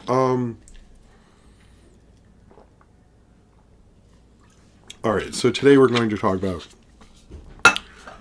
Sonic Christmas Blast. This is the Christmas special for the Adventures of Sonic the Hedgehog cartoon series produced by Deke. I want to mention that specifically. But I want to talk about the plot of this. Is basically Robotnik. Santa Claus comes on TV and says he's going to let Robotnik be Santa Claus now. And Robotnik changes Christmas where everyone has to give him presents, which is a very Robotnik thing to do. I believe he calls himself Robotnik Claus. Sonic, of course, needs to stop this and find the real Santa Claus and get Sally Acorn a present because she got him a present of this ring last year. And he goes on an adventure to find Santa Claus and get him back and figure and get her back, and get her a present back and get Santa Claus back and save Christmas and stop everyone's Christmas presents everywhere from going to Robotnik Claus. Now, this is from a show that ran in the early 90s and ended running in 93. However, this aired in 1996, in November 24th, 1996, on the USA Network. Now, that doesn't make any fucking sense. In fact, there's a lot about this special that makes no sense at all. It's actually considered the series finale of Adventures of Sonic the Hedgehog, which happened 3 years after. In fact, I thought for years now, when I'd see like, little tiles on streaming services or, it bring up on YouTube all these years, I was like, I probably watched that in the 90s. I didn't, because it aired on USA in 1996. In fact, if you thought you watched this in the earlier 90s, you didn't either. It didn't exist then. So I'm actually curious, did more people watch this like this year on Paramount Plus or something than ever saw it on USA, which didn't really get that much ratings at the time? And it doesn't even follow Adventures of Sonic because it has characters like such as the Robotnik Populous, and the SWAT bots, and even Sally Acorn, who's more known for the Sat AM Sonic show and not actually in Adventures of Sonic the Hedgehog, which is kind of a weird thing why they included them. I think possibly because supposedly this this special was going to be made as sort of a tie-in with a Sonic game that then got canceled, which is super weird. Like it was supposed to be like sort of an advertisement for a Sonic game at some point, but I don't really understand that. I'm not sure what happened here and what the fuck was going on, but it aired on USA in 96, and then it apparently, like, when they'd sell it in syndication and sell it to other channels, they would sell this with it, which is highly inconsistent with the show. But Adventures of Sonic the Hedgehog was kind of wacky and weird, so I think it just sort of goes with it. But I guess when you're watching, it's like, who's this Sally lady, and why does Sonic have a present from her? But they were weird. I mean, I know this cartoon, I've talked about the pilot before, was highly influential and stuff. I like this Christmas special. It's fun. Sonic does some stuff. Santa Claus is involved. It shows like how, you can twist the true meaning of Christmas, which, as a kid could just be about presents and stuff like that. But instead you can show like it's more than that. And it's more about because I feel like most of the morals of this Christmas special is actually about like it's better to give than to receive, and very much that's within this, but it's also wacky. And so I don't think it's as wacky as Sonic normally is, or the pilot, or anything like that. Julia White is great as Sonic, as he always is.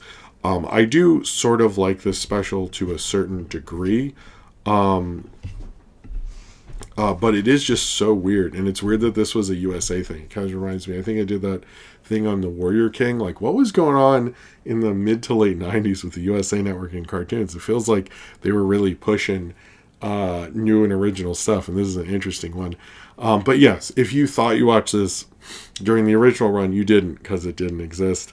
It's a fun Christmas special. I think if you're getting ready for the Sonic 3 around this time when I am watching this, but I know when I make Christmas special videos, they get watched years later. If you're watching this then later, but I do think it fits in with the Christmas specials. It's not a particularly great one. It's fun. If you like Sonic especially, I recommend it. But it works as a fine little Christmas special. Julia White's great. Apparently the voice of Tails is different and stuff like that. And Robotnik does what Robotnik should do. It's like perfect for knowing Sonic and liking Christmas, and you come together and you have a fun special and stuff like that. I have no clue what motivated them to make a Sonic Christmas special many years out from the Adventures of Sonic, but they did anyway.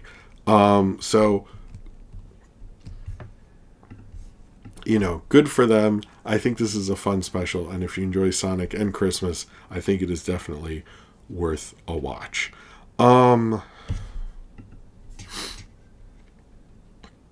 Okay, so I wanted on the Sonic Wiki, it has a list of Sonic, all of the different names of this special in different countries. I'm obviously not going to read it, but I find it funny. So in Bulgaria, it was Sonic the Christmas Hedgehog. In Croatia, it is Sonic Saves Christmas.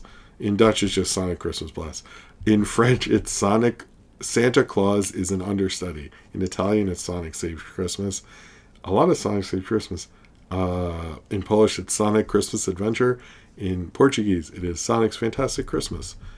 And then Serbia, it's Sonic's Christmas Rush And then in Spanish, it's Sonic Christmas Sonic Blast. Cool. And this also does not have a Sonic Says segment. We probably could have used it. Told us some morals about Christmas. Thanks a lot, Sonic, for letting us all down. Okay, let's move on to questions. I'm going to write questions below. If anyone wants to do a super chat before we end, please do so.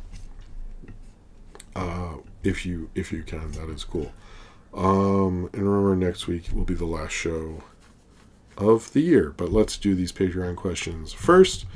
Sinram asks, is there a horror franchise or horror character that you'd like to see revived by talented creatives? Attempts were made for Jason, Freddy, Chucky, and Michael Myers to varying degrees of success. Who or what deserves an update, if any? I like what Universal started doing with the Universal monsters. We see things like Wolfman, Invisible Man.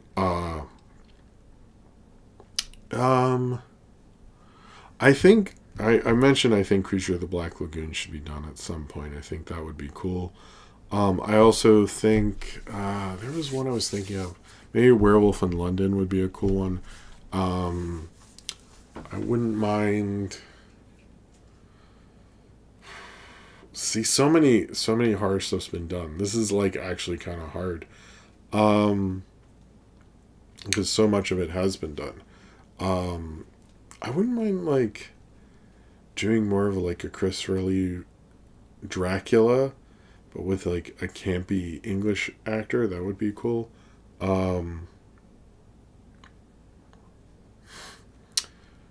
But the 80s stuff, it's like maybe Critters with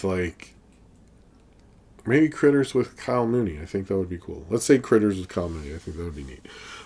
Jordan Bashard says, last minute question. This is very last minute. You're lucky I saw it. If you see it in time, I did. What are some Cartoon Network shows you enjoyed watching growing up and have recently been watching? I was a big Cow and Chicken fan. I liked the cartoon stuff. I think I saw Dexter when that aired, the first one.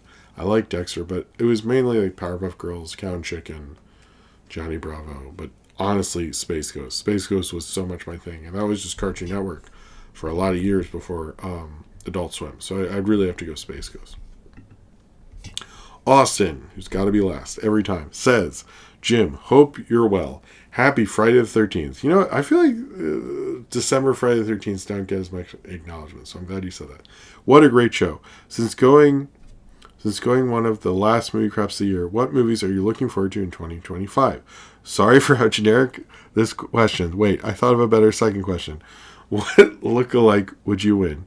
Who should win the Jim Gisriel look-alike contest? I don't know. I guess my son, Oscar, looks like me, so maybe that one. But I'll just say the 2025 movies. If Weapons does come out, I am actually excited, interested in that. I'm curious about Fantastic Four, but I haven't seen a trailer. I'm curious about Superman, but I haven't seen a trailer. I'm curious about Elio.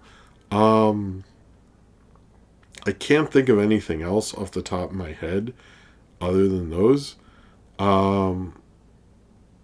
So I'd say one of those. Yes. I can't think of anything else. Sorry.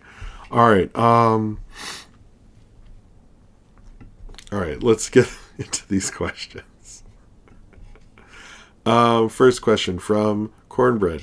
Question: with Jeremy Allen White playing Jabba's son in The Mandalorian and Baby Yoda movie, is the only correct way to balance his yin with the yang is to cast Dana Snyder as Katana Wolfman? Yes. I love bring back Dana Snyder as Katana Wolfman. Zane Powers. Question: between stuff like Musk's Twitter, Jim Cummings, and megastar Zachary Levi, are conservative beliefs sweeping Hollywood and the media, and Tim Allen can finally see the N-word without risk? This is the ultimate Zane Powers question. No, I don't. I think they'll be a little more open, but I don't think that'll really take over. Nathaniel Foga, favorite soda? Oh, Dr. Pepper, 100%.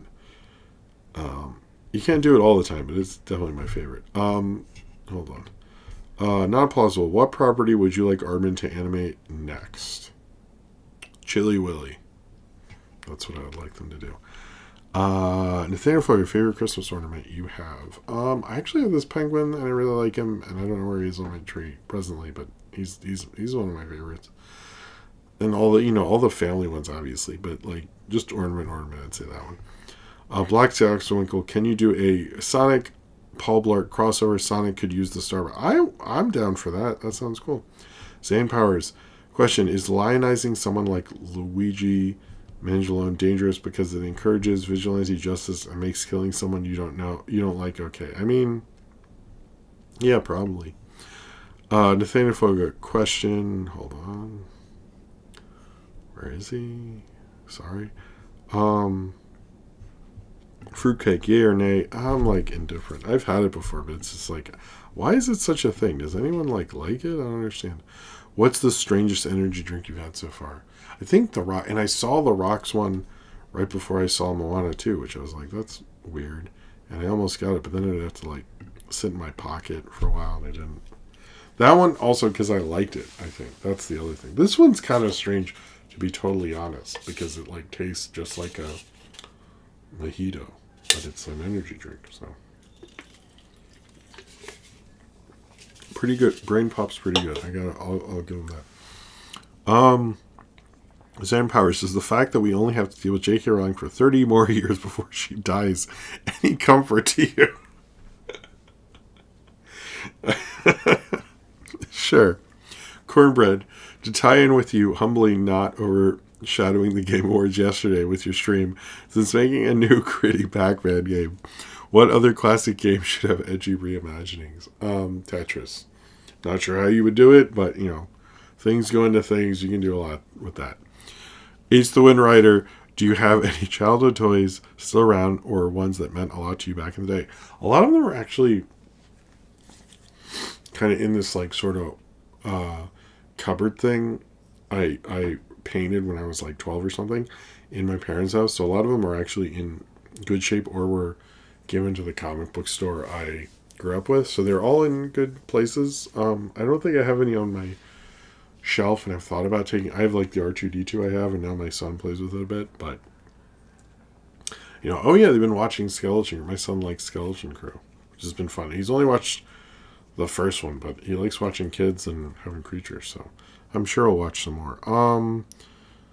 Okay, Zane Powers, isn't it shameful that Twitter gave you so much, and yet when the going gets tough, you just abandon it like an ungrateful harpy? I'm actually reposting on both because I've noticed I get more reaction when I post on Twitter than on Blue Sky. And I was like looking at it, I was like, I guess like I sort of should do both. And it seems like a lot of people aren't leaving it. So I don't know. I was very pro Blue Sky, and I still mostly look at Blue Sky, but I do I usually will copy it and just repost it on Twitter. So it's, I guess, Blue Sky's where it starts off.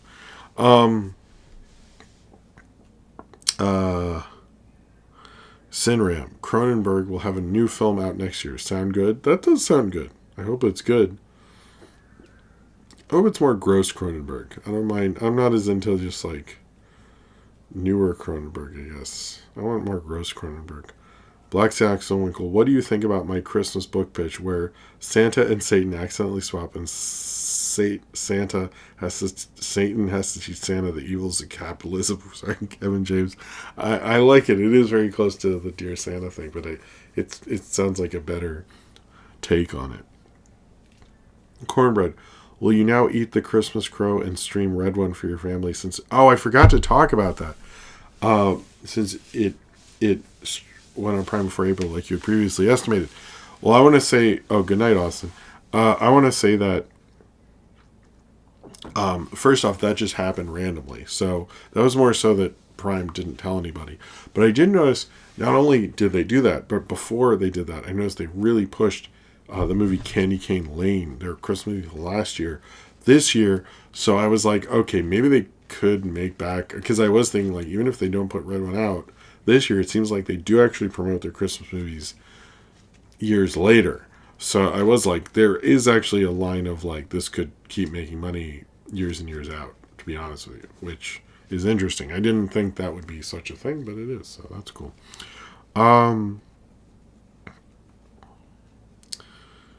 Okay, Zane Powers, if you had to sum up each of us in one word, what would it be? I guess just friends, because you guys are cool friends, you know? Nathaniel Foga, favorite Christmas tradition. To be honest with you, I love just chilling and watching Christmas stuff because I feel like, especially as an adult, so much of my life is like standing and running around and doing all this physical stuff. And it's nice to just like, we're watching Elf tonight and we watch Home Alone and even a Christmas special.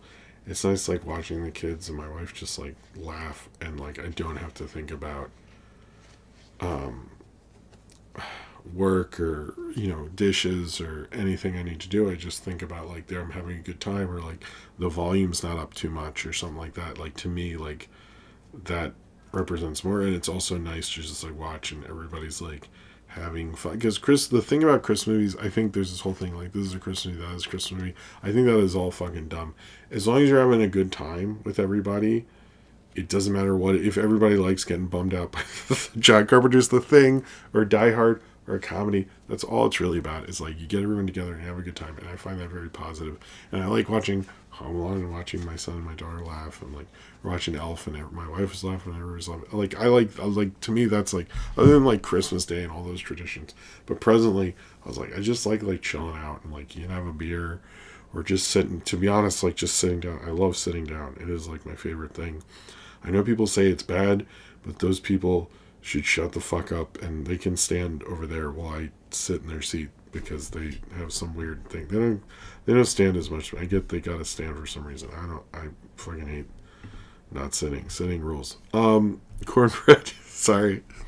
Cornbread, we talked about it the Discord the other day with the Sonic candy cane, but what's the weirdest candy cane flavor you ever had? I don't think I've ever had a weird one. To be honest, I think I've just had. I think when I was a kid, I ate one that I shouldn't have, and that flavor was gross. Dan Boswell, did you mean to tell me that the Planet of the Apes was actually Earth? Well, is it? Yeah, I guess it is. Well, is it the same Earth of our continuity because time travel's involved in the original series? So that's a real question. What does Oscar think of the Wolfman? I think he thought he was cool when he came out in the opening of Skeleton Crew with the guns. I know he thought that was cool. So, what's the worst take from Zane Powers Quentin Tarantino made? I do think he's sort of lost his magic a bit because he used to recommend movies nobody had seen before and stuff, and now it's like, first he's on Joe Rogan a lot, and him and Roger Avery are talking about how cool AI is, which is like, ugh. And then he was like claiming Ishtar, which is not a movie I hate, but it's just like not even an interesting. I don't know. I kind of like. I look at him as a guy who like doesn't really keep up with modern movies, just sees the big stuff, and then you like says he's Tarantino, he's Mr. Movie Guy. He's been that my whole life, especially being into movies. He's been this guy you look to, but I do feel like I used to obsess over his movies and everything that was referenced in them and try to see them all. And now I just think he doesn't really see anything. Like he's not gonna see Skinamarink. You know what I mean? Like he's not gonna see. I don't think I saw the TV Glow or People's Joker, but like the '90s Tarantino would have, and now it's just like he wants to have a take on Joker 2 and Black Panther, and you're just like, okay, that's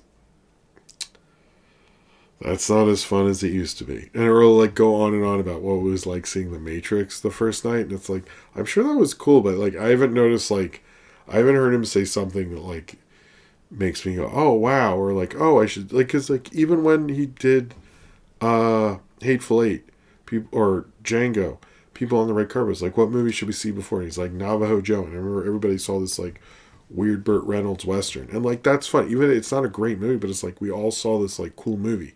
And like that those days are over. He's just like wasn't The Nice Guys great? And I'm like, I don't need you to recommend The Nice Guys and like tell me how Drive is good. Like what the fuck is this? Like he's just like he's clearly anyway. Martin Scorsese. I'm assuming you mean Martin Scorsese. That is what I respect about Scorsese, because he does keep up with movies, and actually it's interesting. Anyway, I've just been disappointed in him for a while, and I think it started with Hateful Eight, because it's like super John Carpenter's The Thing influence. I was like, this is a good movie, but like, it was the first one where like I didn't need to see, like, Django was one because it's Sergio Corbucci influence, and I already went through a Sergio Corbucci phase. My own fault, I guess, on that. But with Hateful Eight, it was like, I think it was a Bonanza episode I had seen, and John Carpenter's The Thing, and it wasn't that I was like, maybe I've like seen too much and been consuming too much, and I've like lapped him or something, and now I'm just like, I just don't think he, like with Once Upon a Time in Hollywood, like I'd seen all that stuff before, so it just, I don't know, it feels like his references are getting less obscure and less interesting, and it just feels like, you know, somebody you used to go to for music recommendations, and then you're like, what are you listening to now? And you're like so excited to, like, you know, they used to tell you about Pavement or something or some small band, and now they're like, have you heard Sabrina Carpenter? And you're like, I mean, I don't have anything against that, but like, I thought you were going to tell me something different. Like, I don't know. All right. Sorry. Zane Powers, if people can watch horror movies all through the year, why don't people watch Christmas movies too? I mean, people do, because I'll tell you this. I look at my views of my Christmas videos, and they do well all through the year, like very slowly. And I was like, who watches? People do. People, like, I've always heard that about like people who watch do the Netflix analytics. Like, people watch Christmas stuff all year round. It's not as unusual. They don't talk about it, I've noticed, but it does happen. I guess this is the last question. If aliens exist, what do you think they're like? I think they're, you know, they're chill. That's what I think. All right. All right. I think that is it for tonight. I want to thank everybody for being here. I want to thank all the super chats tonight, which was from Bloxy Oxwinkle, Nathaniel Foga, William Ellman, Austin. Okay, come on. Austin. Sorry, William Ellman, Austin. William Ellman, Sidram, William Ellman, Austin, William Ellman, Austin, Nathaniel Foga, William Ellman, Zane Powers. I want to thank all you for your super chats during the show. I felt good about this show. I think good. Sorry I went off on Tarantino. I still like his movies. I will see every movie he does. Like, I still enjoy all of them. I don't think there's one I didn't like. Anyway, good night, everyone. I'm hoping there'll be something. It might be a short, just because this weekend's a little crazy for me. But I think you'll see some cool stuff. I want to thank you all for being here. Next week is the last show of 2024. So if you want to be at one, I think it'll be Thursday, but we'll see. Thank you all very much for your support. Thank you for the super chats. Thank you for liking the videos. Thank you for commenting. Have a good night. Cheers to you. Merry Christmas. Subscribe if you'd like to. And I'll see you all next time. Oh, hey, Daniel Bergen. All right. Peace.